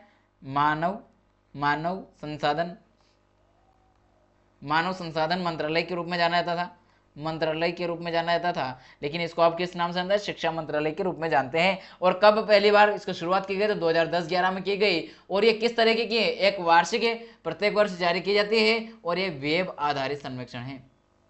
इसके मापदंड कौन कौन से हैं, शिक्षकों की संख्या कितनी है, छात्र नामांकन कैसा है, उनका अनुपात भी कैसा, वो भी देखेंगे। साथ में जो कार्यक्रम है वहां पर विविध प्रकार के कार्य होते हैं या नहीं होते कार्यक्रम, और विभिन्न जो परीक्षा परिणाम है उनका वो किस प्रकार का रहा है विभिन्न विषयों में, और साथ में वहाँ की जो बजट है शिक्षा में वो किस तरीके का है, और उनका जो इंफ्रास्ट्रक्चर है, बिल्डिंग वगैरह, आधुनिक सुविधा है वे है या नहीं है, इन सभी के आधार पर क्या कहता है, इसका मूल्यांकन किया जाता है। अगली खबर है हमारी भारत में अधिकरण प्रणाली। भारत में अधिकरण प्रणाली की अगर बात करें तो ये अर्ध न्यायिक निकाय होते हैं। इनका उद्देश्य न्यायपालिका पर मुकदमों का भार कम करना और तकनीकी मामलों में निर्णय लेना आवश्यक है, क्योंकि हमारे भारत में क्या हो रहा है, न्यायपालिका पर दिनों दिन केस ज्यादा आते चले जा रहे हैं, ज्यादा केस आ रहे हैं, तो इन पर सुनवाई करना मुश्किल हो रहा है। तो कुछ ऐसे केस जिनको अधिकरण के द्वारा क्या किया जाता है, शॉर्ट आउट किया जा सकता है, तो उसको गठन किया गया। इसमें जो हमारा भारत में पहला अधिकरण का जो गठन किया गया वह था आयकर अपीलीय अधिकरण, जो कि भारत का पहला अधिकरण था। और इसके बारे में जो बात की गई थी, सिफारिश की गई थी एक तरीके से, वह स्वर्ण सिंह समिति के द्वारा 1976 में की गई थी। और कहा गया था कि लोक सेवकों से संबंधित मामलों में उच्च न्यायालयों में बढ़ते मामलों को देखते हुए क्या किया जाए, अधिकरणों का गठन किया जाए। और इसी बात को मानते हुए 42वें संविधान संशोधन के माध्यम से क्या किया गया, अनुच्छेद 323 ए और 323 बी में अधिकरणों की स्थापना के लिए प्रावधान कर दिए गए हैं। याद रखिएगा, यही महत्वपूर्ण है। और समय समय पर जोड़ते भी गए, अधिकरणों ने अलग अलग अच्छे मामले भी किए, अच्छे केस सुलझाए भी। सही है। स्ट्रीट वेंडर्स जो जीविका संरक्षण और स्ट्रीट वेंडिंग विनियमन अधिनियम 2014, यह हमारे लिए चिंता की बात है कि इसके लिए जो ये अधिनियम था, ये जो 2014 में पारित हुआ, इसका कार्यान्वयन धीमी गति से हो रहा है। जिस गति से होना चाहिए उससे नहीं हुआ, तो यह हमारे लिए चिंता की बात है। याद रखिएगा, क्योंकि आप यूपीएससी की तैयारी कर रहे हैं, यूपीएससी के एग्जाम देने जा रहे हैं, कल को जाकर के आपका इसका कार्यान्वयन जो करना है, कहीं ना कहीं आप ही को करना है कार्यान्वयन। तो आपसे यूपीएससी से प्रश्न पूछ सकती है, क्योंकि 2014 से 2024 10 साल कंप्लीट हो गए हैं, 25 आ गया है, फाइनली एग्जाम में प्रश्न आउट होना तय है। एक तो इससे और भी बताएंगे आगे समय के अनुसार। तो ये प्रश्न तो आपका आउट होना है। पैसा पोर्टल और PM Svanidhi mission monitoring portal को भी हाल ही में शुरू किया गया है, जो कि इसी के लिए है। वो भी याद रहे, भारत में 50 लाख से अधिक स्ट्रीट वेंडर्स की संख्या है, और इसमें भी सबसे ज्यादा किस राज्य में है, उत्तर प्रदेश में। और वहीं वेंडिंग प्रमाण पत्र जारी कितने किए गए हैं, 38 लाख हैं। और 4300 से अधिक क्या है, डाउन वेंडिंग वाली समितियों का गठन किया गया है। 1300 से अधिक वेंडिंग मार्केट स्थापित किए गए हैं। याद रखिएगा, यह महत्वपूर्ण होता है आंकड़ा जो मैंने आपको शुरू में बताया। सुप्रीम कोर्ट विधिक सेवा समिति SCLS का गठन किया गया है, जो कि एक वैधानिक निकाय है, एक संविधान विधि सेवा प्राधिकरण जो उनका कानून है 1987 का, उसकी धारा 301 के तहत इसका गठन किया गया है। तो याद रखिएगा, ये कानून के तहत गठित है, इसलिए वैधानिक निकाय है। इसके माध्यम से यह कहा गया है कि जो भी वंचित लोग हैं, जिनको कानून की सहायता नहीं मिल पा रही है, जैसे कि निर्धन, वंचित वर्ग और हाशिए पर रहने वाले लोगों को निःशुल्क कानूनी सहायता प्रदान करना इसका मूल मकसद है। इसके जो संरक्षक होंगे वह कौन होंगे, भारत के मुख्य न्यायाधीश। इसके सदस्यों में कौन कौन होंगे, तो एक अध्यक्ष और 9 सदस्य होंगे। तो इसकी अध्यक्षता कौन करेंगे, तो भारत के जो भी मुख्य न्यायाधीश होंगे वही करेंगे, सुप्रीम कोर्ट के मुख्य न्यायाधीश ही करेंगे। साथ में जो भारत के मुख्य न्यायाधीश द्वारा सदस्यों की क्या होगी, नामित होगी, इसके सदस्य कौन कौन होंगे, इसका निर्धारण वही करेंगे। सुप्रीम कोर्ट ने परिहार के 5 आधार बनाए हैं। क्या क्या है, अपराध का समाज पर प्रभाव, भविष्य में अपराध की संभावना, दोष के परिवार की सामाजिक आर्थिक व्यवस्था। लक्ष्मण नस्कर बनाम भारत संघवाद के मामले में कहा था, इसकी बात हुई थी। अगली खबर है गुट निरपेक्ष आंदोलन। गुट निरपेक्ष आंदोलन, जिसे हम नेम के नाम से जानते हैं, इसकी स्थापना क्यों की गई?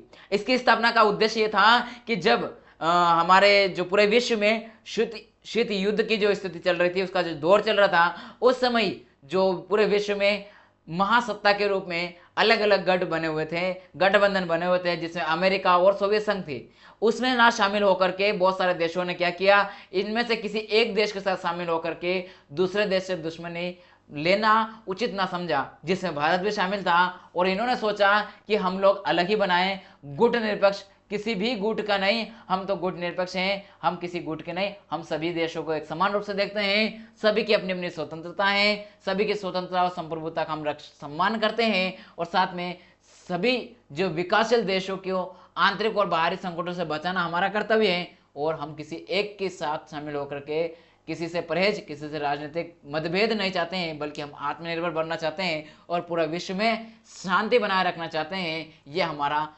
मुद्दा है। तो हम एक अलग गठन का ये करते हैं और कुल मिलाकर के ये अलग बनता है। इस समय इसमें नेम में 120 से भी अधिक सदस्य इसमें शामिल हो चुके हैं। याद रखिएगा, ज्यादातर इसमें विकासशील देश ही शामिल हैं। भारत इनमें संस्थापक था स्थापना के समय से। नेम का पहला सम्मेलन 1961 में बेलग्रेड में हुआ। वहीं अगर हम देखें 18वां तो 2019 अजरबैजान में इसका किया गया था, जिसमें आत्मनिर्भरता को बढ़ावा देने के लिए चर्चा की गई थी। अगली खबर है भारत नेपाल संबंध। तो भारत का नेपाल पड़ोसी देश है, नेबरहुड होने के कारण अच्छे संबंध तो होने चाहिए। सीमा भी इसके साथ लगभग हमारी 1850 किलोमीटर की साझा होती है और यह हिंदू राष्ट्र भी है। और हमारे साथ क्या करता है, यह कल्चर को भी, सांस्कृतिक धार्मिक कल्चर भी बुलाता है और इसके साथ हमारे ऐतिहासिक संबंध भी रहे हैं। तो इसके साथ हमारे अच्छे संबंध होना आवश्यक है। याद रहे, अच्छे संबंध भी हैं, कभी कभी मतभेद होते हैं, जैसे कि 2019 में नेपाल के द्वारा क्या करना, नया नक्शा जारी करना और भारत के कुछ क्षेत्रों को उसमें शामिल करना, भारत के द्वारा स्वीकार करना, ये से कारण चलते रहते हैं। सभी देश अपने अपने हित साधने का प्रयास करते हैं, लेकिन फिर भी हमारे अच्छे संबंध हैं और रहने भी चाहिए, क्योंकि भारत के बिहार और यूपी और उधर से जो नेपाल के बॉर्डर वाले गांव हैं, भारत के इन दोनों राज्यों के गांव हैं, उनके क्या हो रहे हैं, आपस में शादी ब्याह होता है, तो इधर उधर चलना रहता है, वहां पर कल्चर फॉलो होता है। तो आवश्यक है हमारे संबंध उनके साथ अच्छे होना। भारत इटली संबंध। भारत और इटली का संबंध भी बहुत पुराना रहा है, ऐतिहासिक और सांस्कृतिक रूप से मजबूत रहा है, जो कि 1947 से ही राजनयिक संबंध चले आ रहे हैं। अगर बात करें हमारे सांस्कृतिक रूप से, तो कला, साहित्य और विज्ञान के क्षेत्र में हमने काफी अच्छे संबंधों का आदान प्रदान किया है, विचारों का आदान प्रदान किया है। हमारा जो व्यापारिक संबंध है वह लगभग $10 बिलियन का रहा है 2022-23 में। ये ऑटोमोबाइल, फैशन, निर्माण और विज्ञान के क्षेत्र में काफी रहा है। याद रहिएगा, ये हमारे अच्छे संबंध हैं इनके साथ में, जहां हम एक दूसरे का समर्थन भी करते हैं, ताकि हम विश्व की एक दूसरे को हेल्प करके अच्छे से रख सकें। Global cooperation barometer report 2024। ये रिपोर्ट ये दिखाती है कि पूरे विश्व में जो देश है सभी वे कोऑपरेशन किस तरीके का कर रहे हैं ग्लोबल, पूरे विश्व के लेवल पर। ये देखते हैं कि अंतर्राष्ट्रीय सहयोग की स्थिति में और प्रमुख देशों के साथ के बीच में सहयोग की प्रवृत्ति कैसा है, उसका मूल्यांकन करने का प्रयास किया जाता है। वैश्विक सहयोग की स्थिति और विकास की गति को मापना, अंतर्राष्ट्रीय स्तर पर साझेदारी और सहयोग में क्या करना, बदलाव को रेखांकित करना और विश्व के देशों के बीच में आपसी राजनीतिक, आर्थिक और सामाजिक मामलों में योगदान का मूल्यांकन करना, इसका मूल उद्देश्य है, याद रखिएगा। अगली खबर है हमारी राष्ट्रीय बहुआयामी गरीबी सूचकांक। राष्ट्रीय बहुआयामी गरीबी सूचकांक, जो कि नीति आयोग के द्वारा भारत सरकार ने 2021 में अपनी नीति निर्माण प्रक्रियाओं में गरीबी को मापने के लिए लागू किया है। यह सूचकांक न केवल गरीबी को केवल कुछ चीजों में नहीं देखती है, बल्कि एक बड़े विस्तृत रूप में देखती है, जिसमें शामिल होता है शिक्षा, शिक्षा, जिसमें प्रारंभिक शिक्षा और साक्षरता की स्थिति, स्वास्थ्य यहाँ देखा जाता है, जो उसका संतुलित पोषण के रूप में देखा जाता है, उसके स्वास्थ्य की देखभाल कैसी है वो देखा जाता है, जीवन स्तर देखा जाता है, किस तरह का वो खान पीन खाता है, कितनी एनर्जी मिल रही है, कैसा आवास है, कहाँ रह रहा है, कितना सफाई है या नहीं है, इन सभी का भी देखा जाता है इसके अंदर। इनके माध्यम से ही ये मूल्यांकन कहता है, ये जो राष्ट्र बहुआयामी गरीबी सूचकांक है, इसकी सूची जारी की जाती है। अगली खबर है गैर निष्पादित परिसंपत्तियां। तो गैर निष्पादित परिसंपत्तियां जो है हमारी एनपीएस, वे कौन कौन सी हैं, जिनमें ये वे संपत्तियां होती है जो 90 दिन से अधिक हो गई और उनका भुगतान नहीं किया जा रहा है, उन सभी को एनपीएस कहा जाता है। भारत में लगभग 2023-24 में 4 से 5% क्या है, एनपीएस है। एनपीए के अलग अलग प्रकार होते हैं, जिनमें स्टैंडर्ड एसिड जो होते हैं वो समय पर भुगतान कर रहे हैं, समय समय पर किस्त जमा करने वाले।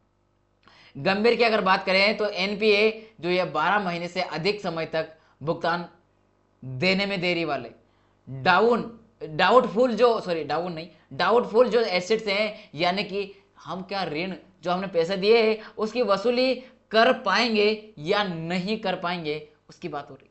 अगला है जो हमारा लॉस यानी कि लॉस एसेट्स हुआ कि हमने जो दिया है पैसा उसकी वसूली करना ही पॉसिबल नहीं है, जो दिया है वह भी निकालना बहुत मुश्किल है, वो हो गई। ठीक है, अगली खबर है हमारी, वह है अगली खबर 62 अवैध प्रवासन। अवैध प्रवासन की अगर बात करें तो ये एक तरह से डंकी मारना हुआ कि आप मान लीजिए भारत से अमेरिका जाना चाहते हैं या यूरोप के किसी देश में जाना चाहते हैं, तो वहां जो बिना कानून की सहायता से अर्थात बिना वीजा से अगर आप जा रहे हैं तो ये अवैध प्रवासन होता है। और ये समस्या सभी देशों के सामने उभर रही है और भारत में भी इसकी स्थिति देखने को मिलती है। क्यों करते हैं लोग अवैध प्रवासन? तो आर्थिक कारण से भी करते हैं और सामाजिक स्थिति स्थिर नहीं है, राजनीतिक अस्थिरता, इन दोनों को देखते हुए सामाजिक और राजनीतिक अस्थिरता के कारण भी करते हैं, प्राकृतिक आपदाओं के कारण भी करते हैं और न्यायिक असफलता के कारण भी ऐसा देखने को मिलता है। भारत में भी बहुत सारी जगह ऐसी स्थिति देखने को मिलती है, विशेषकर बांग्लादेश, विशेषकर जो बांग्लादेश है, बांग्लादेश गलत लिखा है यहाँ पर, बांग्लादेश ऐसे लिखा जाएगा, आधा गाएगा इसमें नीचे हलंत लगाते ही हो गया। बांग्लादेश और म्यांमार से असम और अन्य राज्यों में भी आना, और यहाँ पर हमारे जो राजनयिक विवाद में देखें हम तो नागरिक संहिता, ये सारी बातें चलती रहती हैं। याद रखिएगा ये अवैध प्रवासन भारत के लिए भी चैलेंजिंग बना हुआ है। प्रोजेक्ट टाइगर के 50 वर्ष पूरे हुए। प्रोजेक्ट टाइगर के 50 वर्ष पूरे होने पर भारत सरकार के द्वारा कब प्रारंभ किया था इसको? 1973 में प्रारंभ किया गया था, 1 अप्रैल 1973। उद्देश्य था बाघों की संख्या में क्या करना? वृद्धि करना, उनके आवास की रक्षा करना और बाघों को सुरक्षित करना, ताकि क्या कर सके, पारिस्थितिकी जो तंत्र है उसको बनाए रखे, उसमें संतुलन स्थापित कर सके। ये जो हमने प्रोजेक्ट प्रारंभ किया था, इसके माध्यम से हमने जो लक्ष्य प्राप्त किया, निर्धारित किया था कि हम क्या करेंगे, बाघों की संख्या में वृद्धि करेंगे, तो हम उनको करने में सफल भी हुए हैं। कहीं ना कहीं ये अच्छा रहा है इसकी स्थिति। तो अगली खबर है हमारी पेट्रोलियम अन्वेषण उत्पादन, अर्थात वे जो पेट्रोलियम के जो भी जहां अलग अलग स्थानों पर पेट्रोल के बारे में रिसर्च करना, उनके ऊपर अन्वेषण करना और उत्पादन करना, और जमीन से निकाल करके कच्चे तेल के रूप में निकला जाता है तेल और गैस को, और लोगों के लिए उत्पादन के लिए लाया जाएगा और लोगों के सामने उपलब्ध कराया जाएगा। इसका महत्व है कि पेट्रोलियम ऊर्जा उत्पादन के प्रमुख स्रोतों में से एक है, जिसका उद्देश्य है परिवहन, उद्योग और घरेलू उपयोग में होता है। याद रखिएगा भारत में भी अलग अलग जगह होता है। इसका सर्वेक्षण किस आधार पर किया जाता है? डेटा कैसे एकत्र किया जाता है? तो भूगर्भीय सर्वेक्षण, जमीन के अंदर, और 2D और 3D के माध्यम से डेटा एकत्र करना, ड्रिलिंग की जाती है, और साथ में पर्यावरणीय अध्ययन भी किया जाता है कि जहां हम ड्रिलिंग वगैरह कर रहे हैं, जहां से निकाल रहे हैं, वहां पर जो भी अन्वेषण कर रहे हैं वो पर्यावरण के अनुकूल है कि नहीं है। अगर पर्यावरण पर इसका मूल्यांकन नकारात्मक है तो ऐसा नहीं किया जाएगा। ये सारी बातें आधुनिक तकनीकों का प्रयोग करके भी इसका किया जाता है। मुख्य जो क्षेत्र है अरब सागर में है और गंगटेक प्लेन है भारत में मुख्य क्षेत्र। याद रखिएगा कौन कौन से? अरब सागर, जिसमें मुंबई हाई, कच्छ और कावेरी, और गंगटेक प्लेन असम और राजस्थान, याद रखिएगा। और कौन कौन से देशी कंपनियां हैं? Oil and natural gas corporation, और भारत जिसे ONGC कहते हैं, और अगला है BPCL भारत पेट्रोलियम, और नव भारत तेल निगम। ये देशी 3 कंपनियां प्रमुख है, HPCL, और विदेशी में भारत सरकार ने पेट्रोलियम क्षेत्र में विदेशी निवेश को आकर्षित करने के लिए भी विभिन्न कंपनियां बनाई है। आइए और करिए निवेश, ऐसा कहा। तो हम अगली खबर की बात करते हैं। अब अगली जो है हमारी वह है प्रधानमंत्री ग्राम सड़क योजना। अगली खबर की बात करने से पहले आपको बता दें कि अगर आपने अभी तक नंदिनी IAS की ऑनलाइन प्लेटफॉर्म यूट्यूब चैनल जहां आप क्लास देख रहे हैं, इस क्लास को अगर अभी तक इस चैनल को क्लास को लाइक नहीं किया तो लाइक कर दे, और चैनल को सब्सक्राइब नहीं किया है तो सब्सक्राइब कर लें और बेल आइकन को ऑन कर लें, ताकि अगली क्लास की भी अपडेट सबसे पहले आपको यूट्यूब दे सकें। तो चलिए करते हैं पुनः इसी खबरों की शुरुआत। और जो हमारी एक खबर है अगली, यह है प्रधानमंत्री ग्राम सड़क योजना की, जिसकी शुरुआत की गई थी 25 दिसंबर 2000 को, जो कि तत्कालीन समय में जो प्रधानमंत्री थे अटल बिहारी वाजपेयी जी, उनके द्वारा शुरू किया गया था। इसका उद्देश्य था कि ग्रामीण क्षेत्र जो है उनको सड़कों से जोड़ना, उनकी कनेक्टिविटी अच्छी करना, ताकि जो गांव के जो अर्थव्यवस्था है उसमें इंप्रूवमेंट लाया जाए, गांव में जो उपज होने वाली है उनमें इंप्रूवमेंट लाए, उनकी जो कनेक्टिविटी गांव से शहर की कनेक्टिविटी अगर अच्छी हो जाएगी तो उनकी अर्थव्यवस्था सुधर जाएगी। कृषि में जो उपज फसलें वगैरह है, जो सब्जियां वगैरह हैं, उनके माध्यम से गांव की अर्थव्यवस्था सुधरेगी और जो शहरी वाले हैं उनको अच्छे से क्या मिल पाएगा, तरल जो ताजा सब्जियां मिल पाएगी, तरल ताजा जो मिल पाएगी सब्जियां वगैरह। ठीक है, ये सारी बातें थी। जुड़ना अच्छा हो जाए, जीवन शैली में सुधार आएगा। उसकी वजह से क्या होगा, ग्रामीण शिक्षा, स्वास्थ्य, आर्थिक प्रगति, ये सारी बातें इनके उद्देश्यों में थी। इन सभी का महत्वपूर्ण योगदान मिलेगा। ग्रामीण क्षेत्रों में जुड़ा होगा, समाज विकास होगा और समय और दूरी में भी कमी होगी, सामाजिक आर्थिक विकास होगा, साथ में गांव में रोजगार का सृजन होगा। तो इसकी वजह से जो शहरी, गांव से शहर की ओर जो पलायन का क्षेत्र है वह देखने को नहीं मिलेगा। गांव के लोग गांव में ही रहेंगे और अपने ही यहाँ पर अपनी अर्थव्यवस्था को आगे बढ़ाएंगे। अगली खबर है भूस्थानिक आसूचना या खुफिया जानकारी। भूस्थानिक आसूचना एक प्रकार की खुफिया जानकारी है जिसमें भूस्थानिक डेटा का उपयोग करके घटनाओं, गतिविधियों और स्थानों की जानकारी प्राप्त की जाती है। उपग्रह इमेजिंग, रिमोट सेंसिंग, जीआईएस और अन्य भूस्थानिक तकनीकों का उपयोग किया जाता है इसके माध्यम से। ठीक है भाई, भूस्थानिक जो घटक है स्थानिक आसूचना के, वे कौन कौन से घटक हैं? तो रिमोट सेंसिंग है, हमने अभी देखा यहाँ पर भू स्थानिक डेटा है उसकी बात हो रही है, साथ में जियोग्राफिकल इंफॉर्मेशन सिस्टम और अगला है विश्लेषणात्मक उपकरण। ये सारे महत्वपूर्ण है हमारे लिए।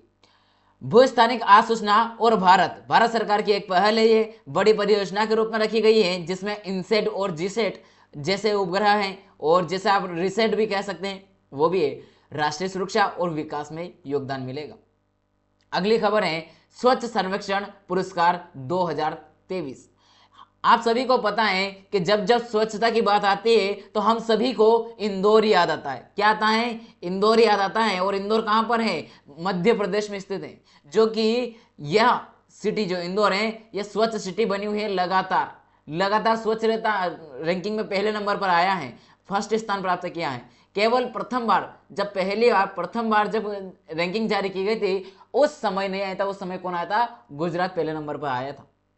ठीक है भाई, तो ये याद रखिएगा। और ये 2023 में कौन सा संस्करण था? 8वां संस्करण जारी किया गया था। यहां देखा जाता है स्वच्छता रैंकिंग में उस शहर में कचरे का संग्रहण कैसे किया जा रहा है, शहर का क्षेत्र जो है वह कैसा स्वच्छ है या नहीं है, और कचरे का निपटान किस आधार पर किया जा रहा है, और शहर के जो लोग हैं वे साफ सफाई करने में सफल है या नहीं है, वहां का नगर निगम और लोग भी इसमें सहभागी है या नहीं है, सारी बातें मूल्यांकन किया जाता है। जो नए मापदंड है उसमें क्या नागरिकों की भागीदारी को जोड़ा गया है, शौचालय की कितनी उपस्थिति वहां शौचालय उनकी बात की गई है, और जो कचरा प्रबंधन है उसमें जैविक रूप से किया जा रहा है, जैविक कचरे का किस तरीके से मैनेजमेंट किया जा रहा है उसको भी देखा गया है। इसके आधार पर देखा जाता है, जिसमें इंदौर जो है यह भी छठे बार लगातार क्या हुआ, छठे बार आपका स्वच्छता में पहले नंबर पर आया है। अगली है सुकन्या समृद्धि योजना। सुकन्या समृद्धि योजना जो है यह भारत सरकार ने 22 जनवरी 2015 को बेटी बचाओ बेटी पढ़ाओ अभियान के तहत लॉन्च की थी। अर्थात जो सुकन्या समृद्धि योजना है यह किस अभियान का हिस्सा है? तो बेटी बचाओ बेटी पढ़ाओ योजना का है, जिसे शॉर्ट में कहा जाता है BBBP। तो याद रखिएगा, BBBP का मतलब क्या है अगर ऐसा पूछ ले तो बेटी बचाओ बेटी पढ़ाओ अभियान है। अभी हाल ही में इसको 10 साल पूर्ण हो चुके हैं, और 10 साल पूर्ण हुए हैं तो यूपीएससी क्या करेगी, इसके क्या क्या लाभ हुए, कितना अच्छा हुआ है, ये पूछा जा सकता है आपसे। तो याद रखिएगा, बेटी बचाओ बेटी पढ़ाओ योजना के बारे में आपको विस्तार से पढ़ लेना है। अगर आप चाहेंगे तो इसके ऊपर हम एक क्लास ले आएंगे। इस योजना का उद्देश्य बेटियों के भविष्य को आर्थिक रूप से सुरक्षित बनाना और उनकी शिक्षा एवं विवाह के लिए धन इकट्ठा करना, सुकन्या समृद्धि योजना के माध्यम से। ठीक है, इसमें वित्तीय सुरक्षा मिलेगी, ब्याज दर अच्छी रहेगी, साथ में जो कर लाभ है वो भी बेस्ट मिलेगा, अच्छा वाला मिलेगा। और 10 वर्ष से कम उम्र की अगर बेटियां हैं तो उसमें अभिभावक के रूप में खाता कौन खोलेगा? खाता खोल सकते हैं माता पिता या अभिभावक खोल सकते हैं। सुकन्या समृद्धि योजना की विशेषता क्या है? ब्याज दर जो है प्रति वर्ष जो भी ब्याज दर चल रही है उसके मुताबिक रखा जाता है। और खाता खोलने की प्रक्रिया में अगर देखा जाए तो कम से कम कितने राशि में खाता खोला जा सकता है? तो 250 रुपए में आप खाता खोल सकते हैं। और अधिक से अधिक कितने खाता खोलने के लिए जमा कर सकते हैं? तो वह 1.5 लाख तक आप कर सकते हैं, इसके ऊपर वाले इस खाते को नहीं खोल सकते हैं। समय सीमा क्या है, खाता 21 वर्ष की आयु तक खोला जा सकता है, यानी कि 21 वर्ष की जो लड़की होती है उसके लिए खाता खोला जा सकता है, और 14 वर्ष के बाद ही आंशिक निकासी की अनुमति दी गई है, यानी कि आप जैसे 14 वर्ष हो जाते हैं उसके बाद क्या कर सकते हैं, आंशिक रूप से आप निकाल सकते हैं, पूर्णतः नहीं। 21 वर्ष होने पर होते खाते में निवेश की लॉगिन अवधि 21 वर्ष होती है, और 18 वर्ष पर शिक्षा के लिए आंशिक निकासी का प्रावधान किया गया है, ये याद रखिएगा मेरे दोस्तों। 18 वर्ष में 50% निकाल सकते हैं, और 21 वर्ष में पूरी जो परिपक्वता कहा गया, परिपक्वता पर पूरी राशि निकाली जा सकती है। ये दोनों बातें याद रखिएगा। अगली खबर है एक्सरे पेलेरीमीटर सैटेलाइट। तो ये जो हमारा एक्सपोसेट लॉन्च किया गया उसकी बात हो रही है कि इसमें एक जो एक्सरे पोलेरीमेट्री जो ये भेजा गया हमने सैटेलाइट, उसमें उसका अध्ययन करेगा, किसका, एक्सरे जो पेलेराइट है उसके अध्ययन करने के लिए भेजा गया।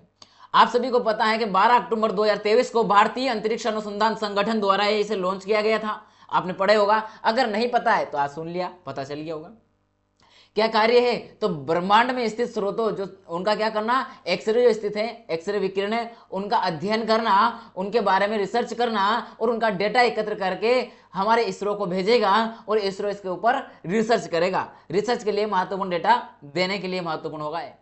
तो एक्सरे पोलरीमेट्री अध्ययन करेगा, काले छिद्र और न्यूट्रॉन के सितारे के बारे में अध्ययन करेगा, उनके डेटा के एनालिसिस करेगा, साथ में नई तकनीकों का विकास भी यहाँ देखने को मिलेगा हमें। भारत में समाजवाद की जड़ें काफी गहराई तक जुड़ी हुई हैं, जिसमें हम देख सकते हैं हमारी आजादी के समय से ही भारतीय समाजवाद का राजनीतिक आर्थिक और विचारधारा, एक राजनीतिक और आर्थिक विचारधारा होती है समाजवाद, जिसमें अगर हम देखें भारत के क्षेत्र में, तो भारत में समाजवाद का विकास भारतीय समाज, संस्कृति और संविधान के साथ गहराई से जुड़ा हुआ है।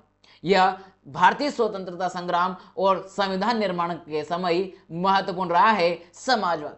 आप सभी को पता है समाजवाद हमारे भारतीय संविधान में भी वर्णित किया गया है। कहाँ कहाँ वर्णित किया गया है आपको बताना है, समाजवाद का वर्णन भारतीय संविधान में कहाँ कहाँ किया गया है, ये आपको कमेंट बॉक्स में बताना है।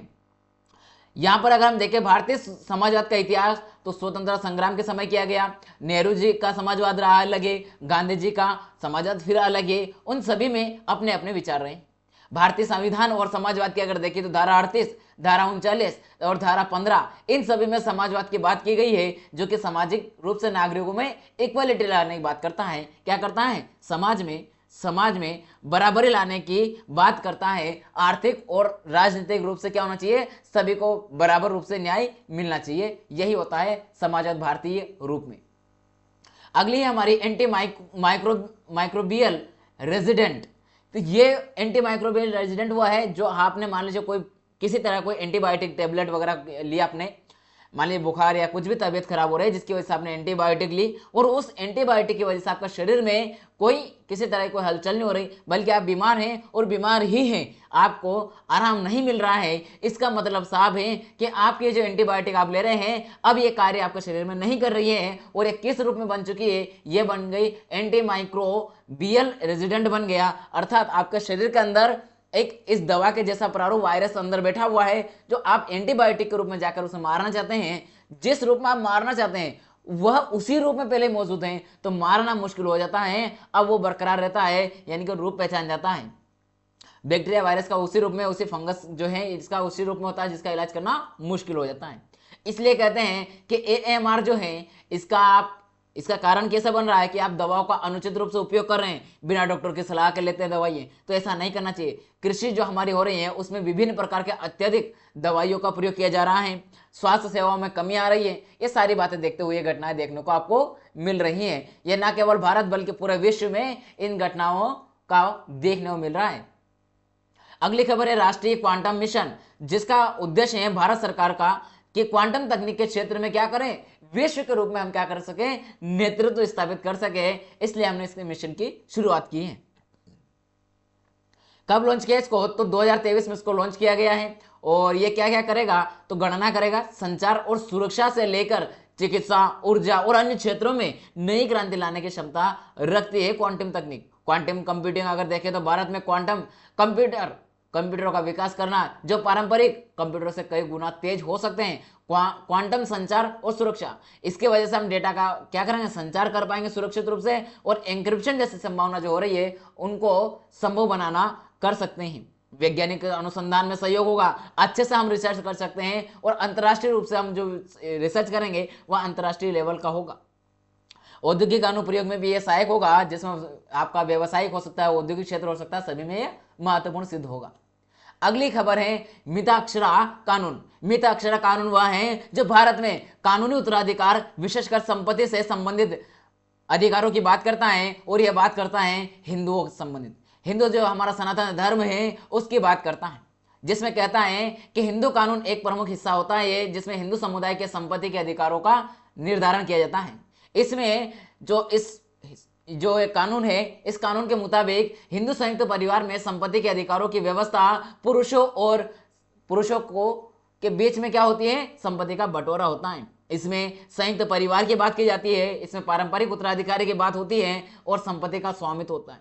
जहां संयुक्त परिवार की अगर बात करें हम, तो इसमें हिंदू परिवार के संयुक्त परिवार की बात माना जाता है, लेकिन इसमें स्वामित्व का जो अधिकार है वो सभी पुरुष सदस्य को होता है। उस परिवार के सदस्य जितने हैं उसमें से पुरुष जो है उन्हीं को संपत्ति का अधिकार होता है। पारंपरिक रूप से भी आपको यही मिलेगा कि संपत्ति का बंटवारा पिता के जीवन काल में ही तय नहीं होता, बल्कि पिता की मृत्यु के बाद तय किया जाता है कि परिवार के कौन लोग इस संपत्ति के अधिकार के हकदार होंगे। तो इसमें जितने भी परिवार के पुरुष सदस्य हैं वे सब इस संपत्ति के बराबरी के हकदार होते हैं, और यह संपत्ति का अधिकार कानून और परिवार के पुरुष सदस्य अपने पिता की संपत्ति के सह स्वामी होते हैं। पिता के समय वो उस संपत्ति के उत्तराधिकारी होते हैं, याद रखिएगा। संपत्ति का बंटवारा को लेकर के सरकार ने समय समय पर कदम भी उठाए, जहां आपको देखने को मिलता है कानूनी सुधार में अगर 2005 का कानून देखें तो हिंदू उत्तराधिकारी अधिनियम में संशोधन किया गया, और जिसमें कहा गया कि महिलाओं को भी मिताक्षरा व्यवस्था में बराबरी का अधिकार मिल गया है। अर्थात ये कि अब महिलाओं को भी अपने पिता की जो संपत्ति है उसमें बराबरी का अधिकार है, वह ले सकती है, उसका अधिकार है। ये याद रखिएगा, ये समय समय पर सरकार ने बढ़ावा दिया है, जहां इक्वालिटी लाने का प्रयास किया जा रहा है। अगली खबर है हमारी भारत का भूस्खलन संवेदनशील मानचित्र। तो भारतीय भूस्खलन संवेदनशील मानचित्र एक मानचित्र है जो हमारे देश का मैप है, जो कि बताने का प्रयास करता है कि हमारे कौन कौन से ऐसे क्षेत्र हैं जहां पर हमें भूस्खलन जैसे क्षेत्र देखने को मिलता है। इसका जारी करने का उद्देश्य है कि हम आपदा जो आ सकती है उस आपदा से पहले क्या कर सके, वहां से लोगों को निकाल सके, वहां के जो इंफ्रास्ट्रक्चर है उसमें सुचारू रूप से मतलब किसी प्रकार की कोई हानि ना हो, उस सभी को हम पहले से व्यवस्थित रूप से अलग तरीके से व्यवस्थित करें, ताकि वहां से दूर रहेंगे तो ये हमें घटनाएं देखने को नहीं मिलेगी। इसने जारी किए उसमें कौन कौन सा वर्गीकरण, अत्यधिक संवेदनशील, उच्च संवेदनशील, मध्य संवेदनशील और कम संवेदनशील, इन 4 श्रेणियों के रूप में इसको डिवाइड किया गया है, ये याद रखिएगा। आगे की ओर चलते हैं हम, और आगे बढ़ते हुए चलेंगे तो आप सभी को चलिए अगली खबर है एडवांस्ड ड्राइवर असिस्टेंट सिस्टम, यानी कि आपको जो गाड़ी वगैरह आप चला रहे हैं, किसी प्रकार की जो 4 व्हीलर हैं उसको चला रहे हैं और आपको किसी प्रकार की कुछ जरूरत पड़ी तो आपका असिस्टेंट आपकी हेल्प करेगा उसमें। एडवांस ड्राइवर असिस्टेंट सिस्टम एक स्मार्ट तकनीकी प्रणाली है जो वाहन चालक को बेहतर ड्राइविंग अनुभव, सुरक्षा और सुविधाएं क्या करेगा, प्रदान अच्छे से करेगा, इसलिए इसको डिजाइन किया गया है। एडीएएस का मुख्य उद्देश्य दुर्घटनाओं को रोकना, ड्राइविंग में सुधार लाना और यातायात में जो है उसकी सुरक्षा सुनिश्चित करना, यह मुख्य लक्ष्य है इसमें। यहां पर आपको ये क्या करेगा, एंटी कोलिजन सिस्टम को विकसित करेगा, यानी कि आपको ऑटोमेटिक ब्रेकिंग का कार्य करेगा। जैसे ब्रेकर आ रहा है और आपको दिखाई नहीं दिया तो ये जो असिस्टेंट है ये ऑटोमेटिक ब्रेक लगाएगा। लेन डिपार्चर, अर्थात अगर आप अपने लाइन में नहीं चल रहे हैं तो आपको असिस्टेंट सूचना देगा कि आप लाइन से बाहर हैं, ये आपको अवगत कराएगा। ऑटोमेटिक इमरजेंसी ब्रेक, यानी कि मान लो कोई इमरजेंसी आ गई है तो उस मान सामने से गाड़ी अचानक से कोई आ गया, आप हिसाब से चल रहे थे लेकिन सामने से कोई पी करके आ रहा है, गाड़ी अंधाधुंध चला रहा है, पूरे रोड पे चला रहा है, तो आपकी गाड़ी को इमरजेंसी रूप से वो ब्रेक लगा देगा ताकि आपको सुरक्षा मिल सके। एडेप्टिव क्रूज कंट्रोल, तो ये क्या करेगा, वाहन की जो गति है वह ट्रैफिक के हिसाब से समायोजित करेगा, अर्थात ऐसा नहीं कि आप चाहे जिस लाइन में चला सकते हैं, ऐसा नहीं होगा। पार्किंग असिस्टेंट जो ये क्या करेगा, ऑटोमेटिक रूप से आपको पार्किंग में पार्क करने में मदद करेगा, तो ये आपके लिए बहुत अच्छी सुविधाजनक हो जाएगा। ठीक है, लेन डिपार्चर असिस्टेंट है, ये इसके प्रकार है। ठीक है, सुरक्षा पर आधारित। तो लेन डिपार्चर है, क्रैश अवॉइडेंस है और ब्लाइंड स्पॉट डिटेक्शन है, ये सारी सुविधा आपको मिली हुई है। सुविधाजनक में parking assistant, traffic jam assistant और स्मार्ट नेविगेशन, ये सारी सुविधा आपको इसमें मिलने वाली है। अगला है हमारा लिथियम। लिथियम एक रासायनिक तत्व है जो सबसे हल्का धातु है और इसका प्रतीक Li है। जो लिथियम को किससे डिनोट किया जाता है? Li से डिनोट किया जाता है। इसका महत्व यह है कि ये विद्युत जो हमारे बिजली का आज के समय में उसमें उपयोग होता है, विद्युत वाहन में होता है, जो इलेक्ट्रिसिटी की ओर तरफ हम बढ़ रहे हैं, क्योंकि क्लाइमेट चेंज में हम किसकी ओर जा रहे हैं? हम लोग जा रहे हैं उन्नत जो नवीकरणीय ऊर्जा है उसमें, और सारी गाड़ियां जो हम पेट्रोल डीजल की बजाय इलेक्ट्रिसिटी पे चलाने जा रहे हैं। तो ये सारे कार्य जो हम करने जा रहे हैं उसके लिए भी तो हमें इसका जरूरत पड़ेगी ज्यादा, तो इसमें लिथियम महत्वपूर्ण भूमिका निभाएगा। तो ये आज की आने वाली समय की सबसे अच्छी धातु मानी जा रही है और हल्की भी होती है, मुलायम होती है, इसलिए इसकी वजह से इससे क्या करते हैं हम, बैटरी निर्माण में भी ये महत्वपूर्ण हो जाती है और साथ में मेडिकल उपयोग में भी महत्वपूर्ण है, क्योंकि मानसिक रोग जैसे जो लोग हैं उनके लिए लिथियम आवश्यक हो जाएगा इलाज के लिए। सैन्य उपकरण में महत्वपूर्ण होगा एल्यूमिनियम लिथियम, अर्थात जो हम चिप निर्माण वगैरह कर रहे हैं वहां पर भी इसका निर्माण अच्छे से होगा। विनिर्माण क्षेत्र में भी इसका भूमिका बढ़ रही है। हम देखते हैं कि लिथियम के मुख्य उत्पादक देश कौन कौन से हैं, ये हमसे यूपीएससी पूछता है। तो लिथियम उत्पादक के देश, चिली सबसे ज्यादा है, जहां विश्व का सबसे ज्यादा लिथियम उत्पादक है ये। ऑस्ट्रिया प्रमुख उत्पादक और लिथियम खनिज का स्रोत है। चीन दुनिया का सबसे बड़ा लिथियम आयातक और प्रसंस्करण केंद्र है, वहां पर लिथियम का प्रयोग ज्यादा किया जाता है, उससे आपको ये बनाया जाता है, ये खरीद के मंगवाता है और वहां से बना करके बेचता है। और कहाँ मिलता है लिथियम? अर्जेंटीना मिलता है, जम्बिया मिलता है, बोलिविया में भी मिलता है। अगर भारत की बात करें तो वातावरणीय प्रभाव, वातावरणीय आएगा या वातावरणीय नहीं, वातावरणीय प्रभाव के कारण देख रहे हैं हम कि लिथियम बैटरी का उपयोग बढ़ने से भारत में पर्यावरणीय लक्ष्यों को प्राप्त करने में मदद मिल सकती है। जिस रूप से विशेष रूप से हम क्या देख सकते हैं, ग्रीन हाउस गैसों में जो उत्सर्जन हो रहा है उसको कम करने में यह मदद कर सकता है। आर्थिक लाभ क्या होगा? लिथियम के वैश्विक मूल्य वृद्धि के साथ हम यह क्या कर सकते हैं, भारत एक नए व्यावसायिक अवसर के रूप में उभर सकता है और इसकी वजह से हम जो 2030 तक वाहनों को इलेक्ट्रिक बनाने का जो लक्ष्य हमने रखा है, ईवी जो बनाने का लक्ष्य रखा है, उसमें भी यह सहयोगी होगा, जिसमें बैटरी के रूप में यह कार्य करेगा। भारत में कहाँ खोजे गए हैं अभी हाल ही में भंडार? तो आप सभी को पता ही होगा कि जो जम्मू कश्मीर के बारे में आपने सुना ही होगा कि वहां पर जो भारतीय भूवैज्ञानिक सर्वेक्षण ने जम्मू कश्मीर में लिथियम का बड़ा भंडार का बारे में पता लगाया है और वहां पर खोज जारी है और भी अन्य क्षेत्रों में भी खोज जारी चल रही है।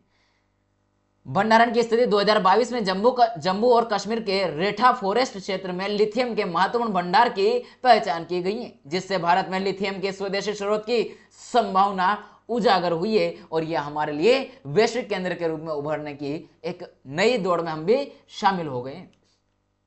बुद्ध की शिक्षाएं, भगवान बुद्ध की शिक्षाएं आज भी हम सभी के लिए महत्वपूर्ण है। तो कौन कौन सा है, पहले जानते हैं बुद्ध का परिचय। भगवान बुद्ध के परिचय के बारे में, तो इनका मूल नाम जो है वह है सिद्धार्थ गौतम। इनका जीवन काल रहा है लगभग 563 ईस्वी पूर्व से 483 ईस्वी पूर्व माना जाता है। इन्होंने उपाधि जो ली वह बुद्ध की उपाधि धारण की थी। बुद्ध यानी कि ज्ञानी या प्रबुद्ध, जिसके पास ज्ञान हो। उद्देश्य दुखों का निवारण और शांति की प्राप्ति। इन्होंने इनके जीवन का उद्देश्य रहा कि दुखों का निवारण कैसे किया जाए और लोगों में शांति कैसे हो, शांति कैसे प्राप्त हो। बुद्ध की 4 आर्य सत्य हैं, उनको जानिए जरा। आज के समय में सभी लोग, आप सभी तैयारी तो कर रहे हैं लेकिन बहुत सारा डिप्रेशन में भी रहते हैं और बहुत सारे ऐसे होंगे जो डिप्रेशन में अभी नहीं है लेकिन भविष्य में आते हैं। उन सभी को मैं एक बताना चाहूंगा कि आप जब बुद्ध के दिए हुए अगर इन बातों को आप ग्रहण करते हैं, कहीं ना कहीं इन बातों को मानकर चलते हैं, तो आप डिप्रेशन जैसी स्थिति में नहीं जाएंगे। क्या है? दुख, जीवन में दुख का आना तय है, यह निश्चित है। एक बार आपको दुख तो मिलना ही है और दुख का कारण भी होता है। क्या कारण होता है? आपकी अपनी इच्छाएं, आपके अपने अद्वितीय दुख, ये आपकी अपनी इच्छाओं के कारण आपको अद्वितीय दुख मिलता है। और दुख का निवारण क्या है? उस दुख का अंत भी संभव है, क्योंकि दुख अगर आया है तो वह किसी न किसी मकसद से आया है, आपसे कुछ करवाना चाहता है। दुख का निवारण करने का मार्ग 8 जो उन्होंने मार्ग बताए हैं, उन मार्ग का पर चलना होता है। और वे 8 मार्ग कौन सा है? सही दृष्टि होना चाहिए, आपकी जो ध्यान है, जो आपकी नजरें हैं, जो आप व्यू देख रहे हैं अपना, वो क्या रखें, सही रखें। अपना संकल्प जो है वो भी सटीक होना चाहिए, राइट संकल्प होना चाहिए, सही संकल्प होना चाहिए। आप जो भाषण दे रहे हैं, आप जो बोल रहे हैं, वे सही होना चाहिए। मान लीजिए मैं आपकी क्लास में पढ़ा रहा हूं, अगर मैं यहाँ पर परीक्षा उपाय के दृष्टिकोण नहीं रखूं, परीक्षा को संकल्पित करके नहीं पढ़ाऊं, भाषण जो आपको मैं समझा रहा हूं वो सही से नहीं समझाऊं, सही उच्चारण नहीं करूं, तो भी गलत होगा ना। तो ये सारी चीजें हमारे जीवन में महत्वपूर्ण है। ये 8 मार्ग अगर हम अपनाएंगे तो हमारा जीवन बहुत आगे जाएगा। हमारे जीवन में सुख दुख सारा समय के अनुसार गुजर जाएगा, हम डिप्रेशन में नहीं जाएंगे। सही आचरण होना चाहिए, आजीविका का जो आपका आकार है वो सही होना चाहिए। ऐसा नहीं कि आप किसी भी तरीके से चला रहे हो, सही प्रयास होना चाहिए। आपका प्रयास जो आप यूपीएससी देने जा रहे हो, प्रॉपर तैयारी के साथ देना चाहिए, ना कि आपने केवल चाहे जहां से कि यार इसके यहाँ से पढ़ ले, उसके वहां से पढ़ ले और ऐसे निकल गए, ऐसे थोड़ी ना होगा। सही ध्यान आपका एकाग्र होना चाहिए। जब आप पढ़ाई कर रहे हो, जब आप अभी ये क्लास कर रहे हो, तो आपका ध्यान इधर उधर नहीं, केवल और केवल क्लास की स्लाइड पर होना चाहिए। सही समाधि, अब यह समाधि की बात आ रही है, तो आप जब परीक्षा हाल में जाए तो उससे पहले सही से आप आराम करके जाएं, तो आपकी परीक्षा में भी आपको क्या मिलेगा, अच्छे से परिणाम देखने को मिलेगा। अगर कर्म और पुनर्जन्म की बात करें तो कर्म हर प्रक्रिया का फल होता है, जैसा आप कर्म करेंगे वैसा आपको फल मिलेगा। पुनर्जन्म जीवन मृत्यु के चक्र में आत्मा का पुनरात्मा होता है, वही निर्वाण पुनर्जन्म से मुक्ति और शांति की प्राप्ति होती है। बुद्ध के सिद्धांत अहिंसा, मध्यम मार्ग और ध्यान और साधना। अहिंसा मतलब जीवों के प्रति हिंसा से बचना, संतुलित जीवन यापन करना। मध्यम मार्ग मतलब संतुलित जीवन यापन करना, और ध्यान और साधना मानसिक शांति के लिए ध्यान आवश्यक है। इसलिए मैं कहता हूं कि इनके जो ये दिए गए सिद्धांत हैं, इनके जो 8 ये दिए गए हैं, जो इन्होंने 8 मार्ग बताए हैं, उन पर अगर चलेंगे तो आप निश्चित रूप से सफल भी होंगे और आपके जीवन में डिप्रेशन जैसी स्थिति नहीं आई। अगली खबर है भारत मौसम विज्ञान विभाग। इस विभाग की स्थापना कब की गई, 1875 में की गई थी। नई दिल्ली भारत में इसका मुख्यालय है, और इसका मुख्य कार्य क्या है, मौसम, जलवायु और भू परिवर्तन की जानकारी देना, ताकि लोगों को क्या हो सके, सारी जानकारी पहले से अपडेट हो सके। उद्देश्य है देश भर में मौसम की भविष्यवाणी और आपदा प्रबंधन के लिए जानकारी उपलब्ध कराना, ताकि जो भी लोग हैं, जो भी वहां रह रहे हैं, वे किसी प्रकार की कोई हानि का उनको ना झेलने पड़े, किसी प्रकार की कोई आपदा की वजह से उनको हानि ना झेलने पड़े। इसके लिए कहा गया। मौसम का पूर्वानुमान लगाना, तूफान और आपदा की चेतावनी देना, कृषि मौसम सेवा, सभी ये सारा कार्य इसका मुख्यतः होता है। अगली खबर है संक्षिप्त सुर्खियां, कौन कौन सी, जैसे राष्ट्रीय क्वांटम मिशन, प्रधानमंत्री ग्राम सड़क योजना, ये सारे संक्षिप्त है, जिसको आप रिव्यू के रूप में देख सकते हैं एक तरीके से, जो अभी हमने क्लास में पढ़ाई। ग्लोबल कोऑपरेशन बैरोमीटर, ये भी आपको पढ़ा दिया। भारत नेपाल संबंध, ये बताया। साथ में एक्सपोसेट, ये महत्वपूर्ण कौन कौन सा आवश्यक है ये याद रखिएगा। आर्टिफिशियल इंटेलिजेंस अभी करवाया। राष्ट्रीय बहुआयामी गरीबी सूचकांक, जो कि करवा चुका हूं आपको मैं। स्वच्छ सर्वेक्षण 2023 का, जिसमें इंदौर रहा है। भारत इटली संबंध, भारत और इटली के बीच में अच्छे संबंध है, उसकी बात हो रही है। भारत नेपाल संबंध, जो कि क्या हो रही है, हमारा वहां पर भी अच्छे संबंध है, जिससे कि हमारा बताया मैंने आपको सांस्कृतिक वगैरह, और वहां हिंदू राष्ट्र होने के नाते। लिथियम के बारे में ये याद होना चाहिए। एंटी माइक्रोबियल रेजिडेंट, जो कि मैंने आपको बताया कि आपको एंटीबायोटिक टैबलेट वगैरह ले रहे हैं तो आपके शरीर में उसका उपयोग नहीं हो पा रहा है।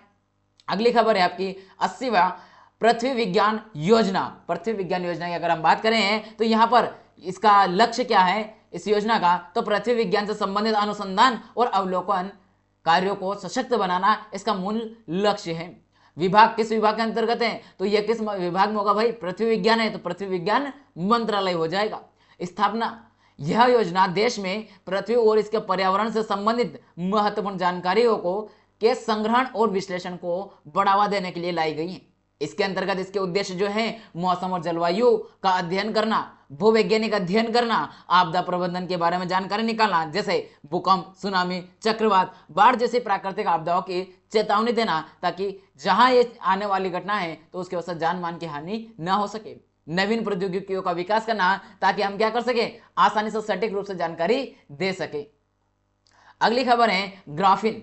ग्राफीन की अगर बात की जाए तो यह कार्बन का एक रूप है जो केवल एक एटम परत के में व्यवस्थित होता है, केवल एक परत में होता है, केवल एक परत में होता है।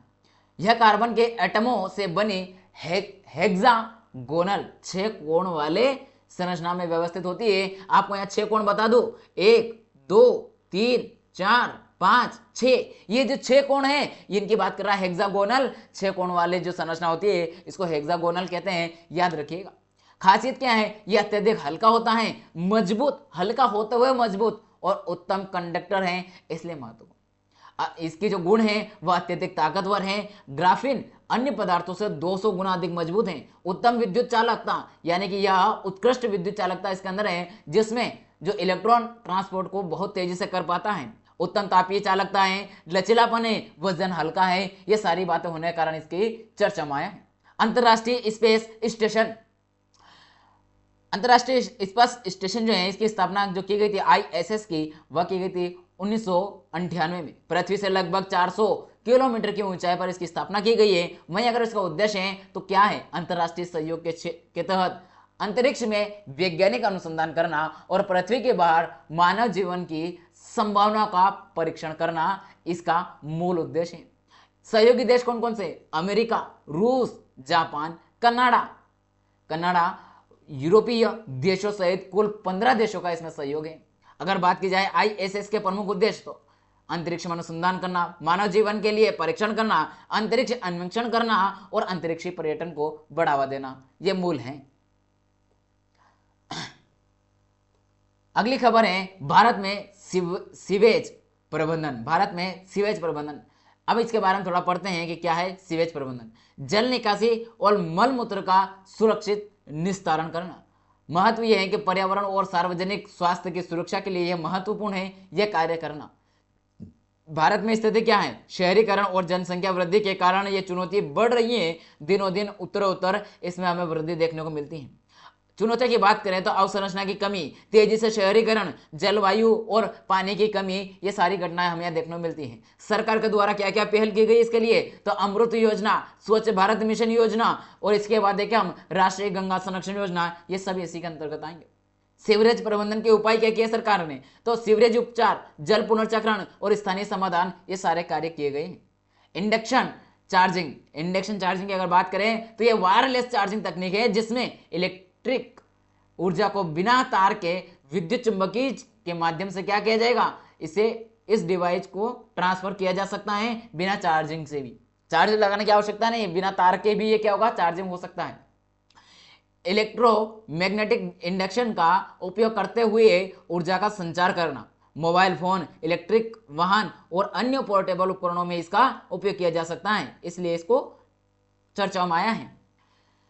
ये चार्जिंग कैसा है, एक तो वायरलेस चार्जिंग होने के कारण ये बहुत है, इसमें ना प्लग की आवश्यकता ना तार की आवश्यकता, सुविधाजनक है। डिवाइस को केवल चार्जिंग पेड पर रखकर चार्ज किया जा सकता है। टिकाऊ है, तारों से होने वाले घर्षण और टूटने की समस्या का समाधान निकलेगा।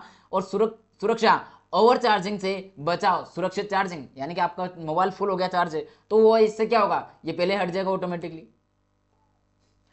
अगली क्या है हमारा नेक व्यक्ति कौन था, गुड, जो अच्छे व्यक्ति की बात हो रही है कौन है, तो परिभाषा देखिए, ऐसे व्यक्ति जो बिना किसी स्वार्थ के दूसरों की मदद करते हैं वह नेक व्यक्ति आते हैं। मूल अवधारणा, यह शब्द बाइबल के एक प्रसिद्ध कहानी से लिया गया है जिसमें एक व्यक्ति ने घायल यात्री की क्या की, मदद की, बिना किसी उसकी पहचान पूछे या किसी लाभ की उम्मीद से उसकी मदद कर दी, तो उसी की बात की जा रही है। समाज में भूमिका, समाज में सहानुभूति, सहयोग और दया का प्रतीक होता है, इसलिए महत्वपूर्ण होता है। नेक व्यक्ति का गुण क्या होना चाहिए, स्वार्थहीनता होना चाहिए, सहानुभूति होना चाहिए, दया और करुणा होना चाहिए, समाज के प्रति जिम्मेदारी होना चाहिए, यह महत्वपूर्ण है यहाँ पर। चौथी औद्योगिक क्रांति की अगर बात करें तो यह तकनीकी क्रांति है जो डिजिटल, भौतिक और जैविक प्रणालियों को आपस में जोड़ने वाली नई तकनीकों के विकास पर आधारित है। प्रमुख प्रौद्योगिकियां कौन कौन सी हैं, तो artificial intelligence, AI, internet of thing, IoT, robotics, 3D printing और ब्लॉकचेन जैसी जो पद्धतियां है, ये सब हमारी अपने समय की जिसे इंडस्ट्रियल औद्योगिकरण चौथा 4.0 के रूप में जाना जाता है, यह इसी समय का है। उद्देश्य क्या है हमारा इसमें, इस क्रांति में उत्पादकता, गुणवत्ता और जीवन स्तर में सुधार लाना मुख्य है, जिसमें आधुनिक तकनीक का एकीकरण, स्वचालन, रोबोटिक्स, आर्टिफिशियल इंटेलिजेंस और स्मार्ट फैक्ट्री, 3D प्रिंटिंग और ब्लॉकचेन, ये सारे इसके अंतर्गत आएगा। भारत में भी डिजिटल इंडिया चल रहा है, स्टार्टअप और नवाचार, इलेक्ट्रिक वाहन, आर्टिफिशियल इंटेलिजेंस का उपयोग, ये सारी जगह हम इसका उपयोग कर रहे हैं। Fix dose fixed dose combination की अगर बात करें तो इसकी परिभाषा कहती है 2 या 2 से अधिक दवाओं का एक संयोजन जो एक ही खुराक में उपलब्ध होता है, उसकी बात की जा रही है। यहां अगर लक्ष्य की बात करें तो चिकित्सा अवस्थाओं में इलाज के अत्यधिक प्रभावी और सुविधाजनक बनाना, और उपयोग रक्तचाप, डायबिटीज, उच्च रक्तचाप, डायबिटीज, टीबी, एचआईवी जैसे रोगों के इलाज के लिए महत्वपूर्ण है। और ये एफडीसी जो है इसमें क्या क्या लाभ होंगे, सुविधा अच्छी मिलेगी, उपचार का पालन होगा, संपूर्ण उपचार मिल पाएगा, ये सारे कार्य इसके महत्वपूर्ण है। भारत में जो नियामक निकाय के द्वारा इसका किया जाता है, उसके द्वारा इसके देखरेख किया जाता है, मंजूरी उसके द्वारा दी जाती है, बातचीत और विवाद का समाधान और स्वास्थ्य लाभ, सारी बातें वही देखता है। राष्ट्रीय सशस्त्र पुलिस बलों की पुलिसिंग संबंधी शक्तियां, यहां पर अगर बात की जाए तो ये जो सीएपीएफ इस भारतीय जो केंद्रीय बल हैं जो आंतरिक सुरक्षा, कानून व्यवस्था और आतंकवाद विरोधी कार्यों में मदद करते हैं। इसके मुख्य बल कौन कौन से हैं, बीएसएफ है, सीआरपीएफ है, सीआईएसएफ है और एसएसबी है, साथ में आईटीबीपी और एनडीआरएफ भी। याद रखिएगा राष्ट्रीय आपदा प्रतिक्रिया जो बल है वह भी आपका किसका आता है, केंद्रीय सशस्त्र पुलिस बलों की पुलिसिंग संबंधी शक्तियां हैं, मतलब उनका जो प्रावधान किया गया, जो उसके लिए कानून बना हुआ है उस कानून के अंतर्गत रखा गया है इसको भी। रखिएगा शक्तियां, लॉ एंड ऑर्डर को पालन करवाना महत्वपूर्ण होता है और दंग और भीड़ को जो भीड़ भाड़ हो उसको नियंत्रित करना, राष्ट्रीय अगर राष्ट्र में आपातकालीन जैसी स्थिति हो रही तो वहां पर बात करना, आतंकवाद और नक्सलवाद जो है उसे निपटना, इनका मुख्य कार्य होता है। सीमाओं पर कौन तैयार होता है, सीमा पर सुरक्षा निगरानी के लिए भी इनको तैनात किया जा सकता है। अगली खबर है खाद्य प्रसंस्करण उद्योग। खाद्य प्रसंस्करण उद्योग की अगर बात करें तो ये कच्चे खाद्य पदार्थों को मूल्यवर्धित, सुरक्षित और उपयुक्त खाद्य पदार्थों में परिवर्तित करना होता है। उद्देश्य है खाद्य सुरक्षा, संरक्षण और गुणवत्ता सुनिश्चित करना। उद्योग के घटक कौन कौन से, कृषि प्रसंस्करण, मांस और समुद्री उत्पाद, डेयरी उत्पाद, पैकेजिंग, ये सारे इसके क्या है, मुख्य घटक होते हैं। इसके लाभ मिलेंगे, आर्थिक वृद्धि होगी, रोजगार में वृद्धि होगी और खाद्य सुरक्षा देखने को मिलेगी। और एक और बात, भारत में स्थिति क्या है, विशाल बाजार उपलब्ध है, दुनिया का सबसे बड़ा खाद्य प्रसंस्करण उद्योग हमारे पास है। नीतियां, प्रधानमंत्री किसान संपदा योजना, राष्ट्रीय खाद्य प्रसंस्करण नीति, आवश्यक बुनियादी ढांचा जैसे कोल्ड चेन, पैकेजिंग सुविधाएं सारी हमारे पास उपलब्ध है। अगली खबर है ड्रोन और सुरक्षा। तो ड्रोन के माध्यम से यूएवी, जो हम सुरक्षा की बात कर रहे हैं उसकी बात हो रही है। एक विमान है, मतलब ड्रोन जो एक विमान है जिसे बिना पायलट के नियंत्रित किया जाता है, यानी कि एक रिमोट के माध्यम से इसको कंट्रोल किया जाता है। प्रकार कौन कौन से हैं, व्यावसायिक रूप से भी होता है और सैन्य रूप से होता है। व्यावसायिक रूप से क्या किया जाएगा, निगरानी, आपूर्ति और मानचित्रण। साथ में अगर सैन्य रूप में देखें, हमले, जासूसी और सुरक्षा संबंधी उद्देश्यों के लिए इसका उपयोग किया जाता है। सैन्य सुरक्षा में देखें, दुश्मन की गतिविधियों पर निगरानी करना, हवाई हमले और टारगेट स्ट्राइक करना। आंतरिक सुरक्षा की अगर बात करें तो भीड़ भाड़ को नियंत्रित करना, दंगों की निगरानी करना, आतंकवादी और नक्सलवाद के खिलाफ ऑपरेशन करना भी महत्वपूर्ण हो जाएगा। सीमा सुरक्षा की बात करें तो जो हमारे घुसपैठियां हैं उनकी बारे में जांच पड़ताल करना, यानी कि सीमा पे भी ये सुरक्षा कर सकता है। सबसे अच्छी बात क्या है, ड्रोन के कम लागत में मिलता है। पारंपरिक हवाई जो निगरानी है वो महंगे होते हैं, उनके मुकाबले सस्ते होते हैं। सटीक निगरानी होगी, जो इसका उच्च रिजोल्यूशन होने के कारण कैमरे का और छोटा होने के कारण ये अच्छे से निगरानी कर पाता है। तत्काल प्रतिक्रिया, और ये क्या कर रहा है, सटीक रूप से हमें तत्काल रूप से खुफिया जानकारी शेयर कर पाता है। लेकिन भैया चुनौतियां भी इसके सामने है कि सुरक्षा खतरा है, साइबर सुरक्षा खतरा है और नियमन और कानून संबंधी समस्याएं। भारत में इसका उपयोग बढ़ रहा है, नियामक ढांचा के ऊपर भी काम किया जा रहा है जिसे डीजीसीए कहा जाता है, और सैन्य उपयोग में भी इसका कार्य बढ़ रहा है। अगली खबर है हमारी जेनोसाइड कन्वेंशन। जेनोसाइड कन्वेंशन की परिभाषा पढ़ लेते हैं अगर हम थोड़ी, तो ये क्या है, जेनोसाइड कन्वेंशन, जिसे convention on the prevention and punishment of the crime of genocide कहा जाता है, जिसका 9 दिसंबर 1948 को संयुक्त राष्ट्र द्वारा अपनाया गया था। ठीक है, लक्ष्य है मानवता के खिलाफ जेनोसाइड अर्थात नृशंस हत्या या नस्लीय उत्पीड़न को रोकने और दंडित करना। प्रमुख उद्देश्य क्या है, किसी जातीय, धार्मिक या राष्ट्रीय समूह को नष्ट करने के लिए जानबूझकर किए गए कृत्यों को रोकना, अर्थात किसी एक विशेष जाति के खिलाफ या धर्म के खिलाफ या राष्ट्रीय समूह के खिलाफ कोई अगर इस तरह कार्य किया जा रहा है तो उसको रोकना इसका मुख्य लक्ष्य है। यानी कि आपकी हत्या, गंभीर शारीरिक या मानसिक क्षति होना, समूह का जो कोई एक सामूहिक है उस समूह का जीवन नष्ट कर देना, इसकी बात होना और प्रवासन संबंधी समस्या इनका मुख्य तत्व है, याद रखिएगा। अगली खबर है information fusion centre for Indian ocean reason.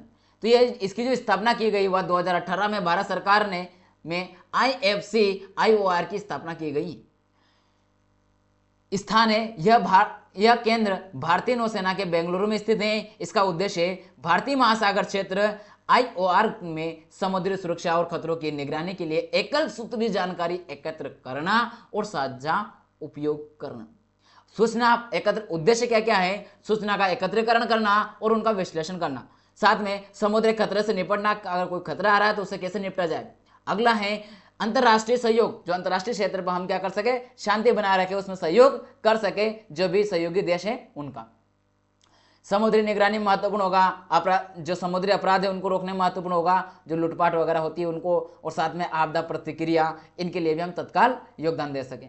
अगली खबर है अवैध प्रवासन। अवैध प्रवासन जो है यह बिना कानून के माध्यम से किसी देश में प्रवास करना, किसी देश में रहने जाना, उसमें काम धंधे करना, यह अवैध प्रवासन होता है, जिसे हम डंकी रूट भी कहते हैं, यानी कि आप वीजा के माध्यम से नहीं गए। और ये जो घटना है, ये जो प्रक्रिया है, यह दिनों दिन बढ़ रही है, ये भारत में भी कम नहीं हुई है। ये कारण क्या है? क्या कारण है कि प्रवासन अवैध प्रवास करता है व्यक्ति? तो कारण है आर्थिक अवसर, मतलब आर्थिक स्थिति सही नहीं होना, बेरोजगारी होना, जीवन बेहतर हो की तलाश में जाना, राजनीतिक अस्थिरता, वहां पर जहां वो रह रहे हैं उस देश में राजनीतिक अस्थिरता है, सामाजिक अस्थिरता है, पर्यावरणीय कारण है, कोई आपदा हो गई है, और साथ में सामाजिक और धार्मिक उत्पीड़न हो रहा है, तब भी ये वो देखने को मिलेगा आपको। भारत में अगर देखें हम तो भारत में भी ये अवैध प्रवासन देखने को मिलता है, विशेषकर बांग्लादेश और म्यांमार, नेपाल से आने वाले, बांग्लादेश गलत लिखा हुआ है, बांग्लादेश, ठीक है भाई, तो ये बांग्लादेश से लिखा जाएगा। यहां से अवैध प्रवासन भारत में काफी रूप से देखने को मिलता है हमें। अगली खबर है भारत रूस संबंध। भारत और रूस संबंध के बारे में हमें पढ़ना चाहिए क्योंकि हमारा ऐतिहासिक परिप्रेक्ष्य रहा है। भारत और रूस के बीच ऐतिहासिक, सांस्कृतिक और राजनीतिक संबंध 1947 से ही मजबूत रहे हैं और आज भी मजबूत हैं। सोवियत संघ का समर्थन, स्वतंत्रता संग्राम में सोवियत संघ ने भारत का समर्थन किया था। वहीं हम 1950 के समझौते की बात करें तो भारत और सोवियत संघ के बीच 1950 में औपचारिक समझौता हुआ था, जो दोनों देशों के रिश्तों की नींव बनी आगे चलकर। बात की जाए, ये वही रूस है जिसने हमारा जब जब हमें जरूरत पड़ी तब तब हमारे साथ खड़ा होता दिखा है। सैन्य सहयोग, रक्षा क्षेत्र में ये काफी हमारा भारत और रूस का गहरा रक्षा सहयोग है। रूस भारत को उन्नत हथियार, मिसाइल जो प्रणाली उनकी बात हो रही, और सैन्य उपकरण प्रदान करता है। सैन्य अभ्यास हम दोनों के बीच में चलते रहते हैं, जिससे कि दोनों देश की सेनाओं के बीच में सभी तरह का आदान प्रदान हो सके। ऊर्जा सहयोग, ऊर्जा आपूर्ति में भी जो रूस है और भारत के साथ काफी अच्छे से कार्य करता है। नाभिकीय सहयोग में भी भारत के नाभिकीय ऊर्जा क्षेत्र में रूस का अहम योगदान रहा है। अंतरिक्ष के लिए भी रूस हमारा हमेशा से मदद करता रहा है। सभी तरह से हम अच्छे से साथ में रहे। अगली खबर है यूनिफाइड पेमेंट इंटरफेस, जिसे हम UPI कहते हैं। इसको जो लॉन्च किया गया था वह 2016 में NPCI के द्वारा लॉन्च किया गया था। अब आप सभी को कमेंट बॉक्स में बताना है कि NPCI जो है इसका फुल फॉर्म क्या है। फुल फॉर्म क्या है ये आपको कमेंट बॉक्स में बताना है। उद्देश्य है स्मार्टफोन के माध्यम से तत्काल बैंक ट्रांसफर करना, भुगतान करना। और जब ये 2016 में लॉन्च किया था तब इतना फेमस नहीं था, तब इतना अवगत नहीं थे आप, लेकिन आज आप सभी जानते हैं UPI के बारे में। 24 घंटे सुविधा उपलब्ध है, सस्ती सुविधा है, चाहे जहां कर सकते हैं। तत्काल भुगतान हो सकता है, सुरक्षा सुनिश्चित होती है क्योंकि आप उसमें सुरक्षित पिन डालते हैं या जो भी आपने कोड डाल रखा उस कोड के माध्यम से। आसान उपयोग, आप जिस तरीके से उपयोग करना चाहते हैं वैसे। व्यापक प्रयोग, भुगतान, बिल, सरकारी सेवाएं, इन सब में कर सकते हैं। लाभ क्या हुआ? तेज और आसानी से क्लीन भुगतान, जो आप भुगतान करने जाते तेजी से होता है, कम शुल्क लगता है, सभी के लिए सुलभ है, ये जो भी चलाना जानते हैं UPI को। वृद्धि की अगर बात करें तो 10 लाख करोड़ से अधिक का ट्रांजैक्शन 2024 में किया गया।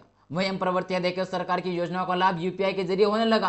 अंतरराष्ट्रीय विस्तार, नेपाल, UAE जैसे देशों में भी इसका प्रयोग किया जा रहा है, और भी बहुत सारे देश हैं। लेकिन इसकी चुनौतियां यह हैं कि साइबर सुरक्षा का खतरा बढ़ा है, धोखाधड़ी होने लगी है। इंटरनेट की पहुंच, सभी जगह इंटरनेट की पहुंच भारत में नहीं है अच्छे से। नियामक चुनौतियां, कानूनी ढांचे की अभाव होने के कारण भी ये सुविधा हमें देखने को मिलती है, असुविधाएं। गैर निष्पादित परिसंपत्तियां, NPS कौन सी होती हैं? तो NPS होती है 90 दिन वाली। जो 90 दिन से अधिक भुगतान नहीं हो रहे, किस्त जमा नहीं कर रहा है अगर कोई व्यक्ति, तो वह क्या होगा? NPS घोषित कर दिया जाएगा। इसके प्रकार होते हैं स्टैंडर्ड एसेट यानी कि ये समय पर भुगतान करने वाला, सशर्त या एनपीएस जिन परिसंपत्तियों का पुनर्गठन किया गया हो लेकिन उनकी स्थिति खराब हो चुकी हो, अर्थात ऐसा कि ये जो व्यक्ति हैं ये समय पर भुगतान नहीं कर रहे हैं। टारगेटेड जिन परिसंपत्तियों को फिर से सुधारने की योजना बनाई जा रही है, यानी कि ऐसा व्यक्ति कि यार इनको सुधार दिया जाए ताकि ये क्या कर सके, किस्त अगर किस्त से पैसे निकाल लें हम, ये इसका मूल मकसद होता है। अगली खबर है पेट्रोलियम अन्वेषण उत्पादन। पेट्रोलियम की अगर बात करें तो पेट्रोलियम क्या करना, रिसर्च करना, खोज करना और जब भूतात्विक सर्वेक्षण करना भूवैज्ञानिक तरीके से, उससे क्या होगा कि जो जमीन के अंदर जो पेट्रोलियम है, धातुएं हैं, उनको निकाल कर कच्चे रूप में मिलेगा, उनको ला करके उनको संशोधित करके हमारे सभी लोगों के समक्ष प्रस्तुत करना ताकि क्या कर सके, लोग अपने जीवन यापन आसानी से कर सके, इसलिए महत्वपूर्ण है। अब सुनिए इसका अन्वेषण की प्रक्रिया। भूतात्विक सर्वेक्षण होगा जिसमें भूवैज्ञानिक, भौतिक और रासायनिक विश्लेषण द्वारा खनिजों के भंडार का अनुमान लगाया जाता है। फिर इसके बाद में सेस्मिक सर्वेक्षण होगा, यानी कि पृथ्वी की सतह के नीचे जाकर संरचनाओं का क्या करेंगे, अध्ययन करेंगे और ध्वनि तरंगों का उपयोग किया जाएगा, उसके माध्यम से इसका अध्ययन किया जाता है।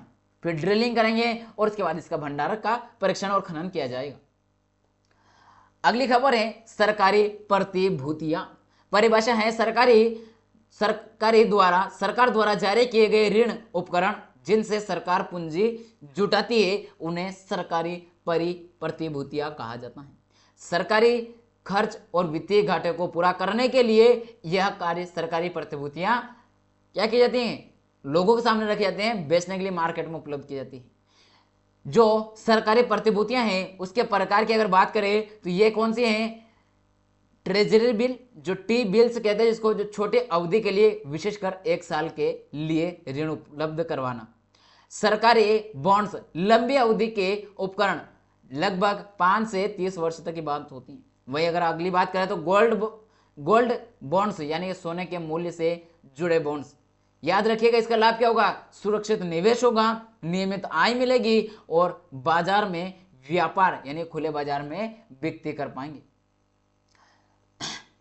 अगली खबर है और आज के इस एपिसोड की अंतिम खबर है 100वीं पंचायती राज संस्थान की वित्तीय सहायता। अगर बात की जाए पंचायती राज की तो इसको संवैधानिक दर्जा कब मिला, तो संवैधानिक दर्जा इसको मिला 73वें संविधान संशोधन 1992 के तहत इसको संवैधानिक दर्जा दिया गया है।